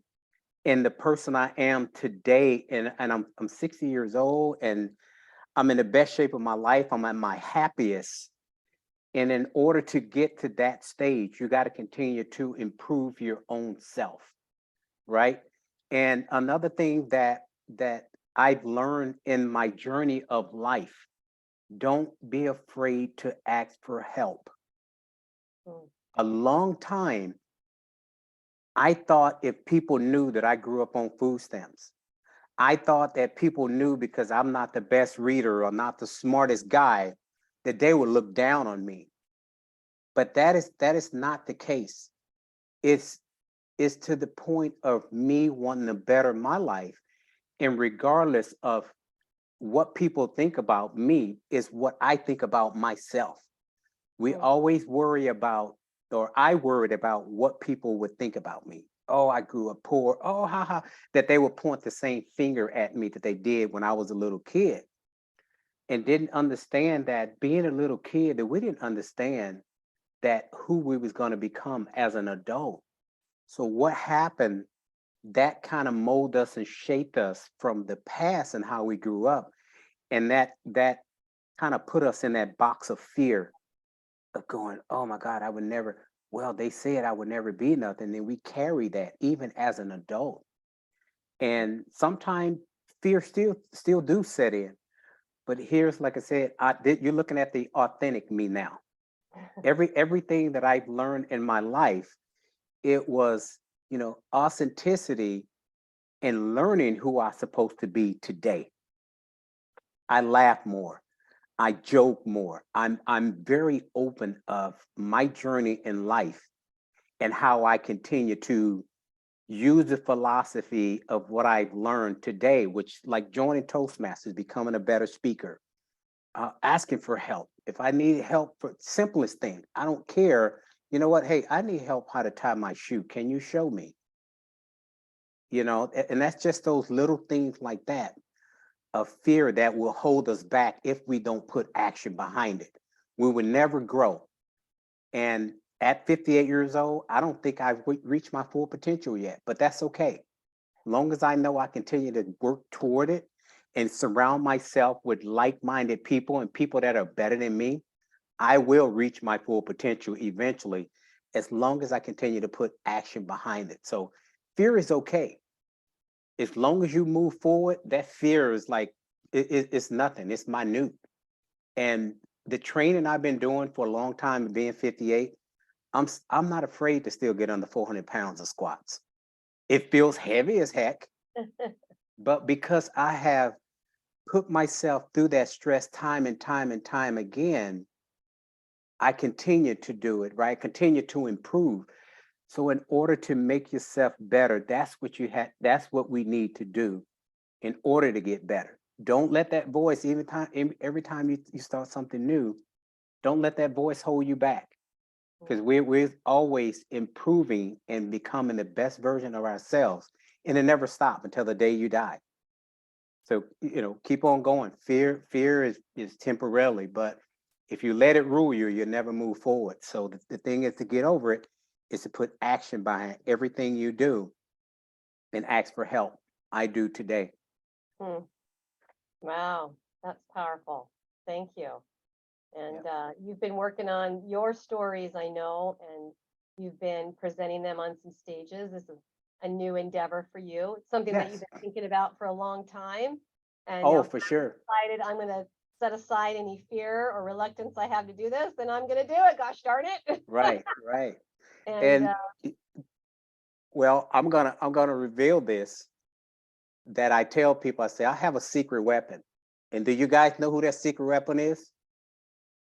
Anybody know who that? I think I know one person on this screen that know who that secret weapon is. And it ain't fair, but I will reveal that secret weapon. You're looking at her on the screen. Jackie Bailey, right? But I still had to put in the action and show her that I want to do this. I'm up at that next level. Am I still fearful? Am I afraid of? Yes, I am. But you know what? Every time I practice, she knows this, I get better and better and better each time. And here's an example, right? I'm just going to give you a little bit of a short clip of what Jackie helped me with that I wouldn't be able to do myself. Okay, here I am standing on stage wearing my green gown and cap, waiting to switch my tassel to the other side. Principal Williams is about to hand me my diploma from Stephen F. Austin High School. I look out at the audience and see there's no one there for my family. But this is one of the proudest moments of my life. Today, I will share with you how I went from poor to proud, from ashamed to authentic, to suicidal to significant. Come with me to where it all started, in the difficult times I had and wanting to give up. For 2 whole months of 3rd grade, I skipped school. I don't know why the Houston School District took so long to discover my truancy. But I will never forget the day when my mother found out. I could still feel the steam from her belt on my behind for disappointing her.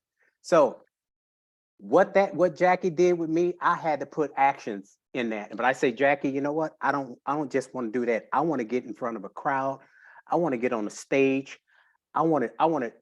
We all have a message. Nobody would know that message until you step out of your comfort zone. I've been training, I'm a master trainer. I've been training for 30 years. I've mastered it. And I try to help people not only master their health, but master who they're supposed to be. Don't be afraid because of, somebody said you can't read. Don't be afraid because, whatever happened in your life, do not be afraid. And the only way to get over that is by putting action behind it. So that's just a little bit. We still working. We still got a long way to go. But I'm excited. I'm excited. I put in the work in every day. And I keep myself going because it's like this here. How did you get your body? How did you get those muscles? How did you know what you learned? I put action in it, and I continue to learn my craft and my skill, what I know now. But I'm stepping outside my comfort zone because I'm gonna become an amazing speaker. So it's all action. Anybody can do it. You are an amazing speaker, Benny. You are an amazing speaker. You're Thank you. crafting your message, and it's never going to be complete. I take my word for it. As many speeches as I've given, I always feel like I could do that differently, or I could do that better for this particular audience. So we're always working on reinventing our message because we continue to have experiences that we can now bring into the message that we're working on. Right. And I've watched you blossom so much. In fact, Benny and I went to an event in Phoenix, Scottsdale, Arizona, actually, back in October, where he, for the first time, got onto a stage in front of an audience that were there to hear him. And that was really exciting. And we're going to go in March to Los Angeles for him to be on another stage there. And it just takes step by step. And first you have to realize that you do have something powerful to share. Right. Everybody does. Yep. Everybody does. But like Benny mentioned, sometimes it takes a coach or someone to kind of help you recognize what's there and what are teachable moments that you could use to inspire and to empower other people. And so you are going to get more and more experience, Benny, but you're already a significant speaker because what you're doing is you're sharing your story. And here's something interesting about Benny, which I see in myself first when I started speaking out, is that it becomes therapeutic. And as you start talking about your experiences that have brought you shame or brought you guilt or pain, it can get a little emotional for you when you're speaking that out. Oh, yeah. Yeah, and I've seen Benny do that where he thought, well, this is my story. I'm only 6 years old. I know these stories. I know what my life was like. But when you start speaking them outwardly, the emotion can come. It does. And that means that you still have something to heal from there. And that's what speaking has done for me and for Benny, is that it helps you to bring more and more of that pain out through your voice and sharing it with somebody else. Yeah. So that's pretty cool. And eventually you start to learn how to control that emotion so that you don't break down completely on stage, which nobody really wants to do. But it's enough. You need to feel enough emotion that your audience feels it too. It's that experience I was talking about earlier, is giving your audience that experience, helping them to feel the emotion that you are exhibiting in that moment. And they will go to their own place wherever they felt that, but you'll be connecting with them. And so Benny, I'm in the background. I'm always cheering you on, and so happy to be able to help you to craft that message so that you feel completely and totally comfortable sharing it with the world. And I thank all of you so much for supporting the Speak Feed Lead project, which really is saying that you're supporting kids, because we do work with adults like Benny, and I'm so happy to do that.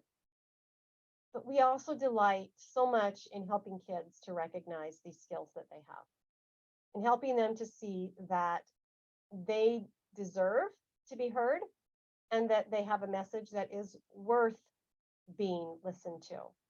So many kids don't feel that. I didn't feel that when I was a kid. And so for many different reasons and under different circumstances, we can all feel like that in times of our life. And it takes someone that will say, listen, I want to hear you. Speak out and I will hear you. I will listen to you and I will help you to be even more empowered in the voice that you have to share. When someone's willing to say that, then you know you're going to be able to heal from any trauma you've had. You know that you're going to be empowered to speak out something that is truly authentic to you, that represents your real voice. And it's also going to inspire whoever's listening to you. And it's going to help someone to feel something differently, to believe something differently, or to take different action than they would have before simply because they heard your story. I thank every one of you from the bottom of my heart for being here today and for supporting our students and for being here with me on stage and sharing your voice and being an example of what that means and showing the power that we can have individually, but also what we can create as a community together, and wanting to empower the voices of other people. And so thank you, thank you, thank you. If you have a final message, you are welcome to share it at this time. Well, we need to thank you, Jackie, for bringing us together. Thank you. As I told you before, with you, tell me where, I'll be there. Thank you, Alicia. I appreciate it so much. And thank you for the work that you do with people as well and helping us to be healthier. And I've seen you give tremendous messages to children. So I love you all the more for that because our kids need to be healthier. Thank you. Sharad? Yeah. So thank you, Jackie, for putting on events like this, for being so dedicated and passionate to help children to speak and lead. Right? And of course, we feed them along the way. But it's not a lot of people doing what you're doing, and it's really needed in the world. So thank you for that. Thank you. Thank you, Shiraz. All right. I guess I better jump in here. Shiraz said something. There's not a lot of people doing what you're doing. And I've told Jackie that this, for her, what she's doing is really trailblazing here. I don't see anybody doing what she's doing. I don't see anybody doing it. You know, there's a lot of programs out there for youth. There's a lot of sports programs. There's a lot of, you know, math programs and robots and all this other stuff. But I don't see anybody doing what she's doing. She's really a trailblazer here. And she's hacking her way with a machete through the brush to try to create a trail for other people to follow. And I really commend her for that, and for all you for supporting her. Appreciate that. Thank you. Thank you. All right. Well, for anyone that's listening out there who didn't make it onto our stage today, it is not too late to help children have a voice.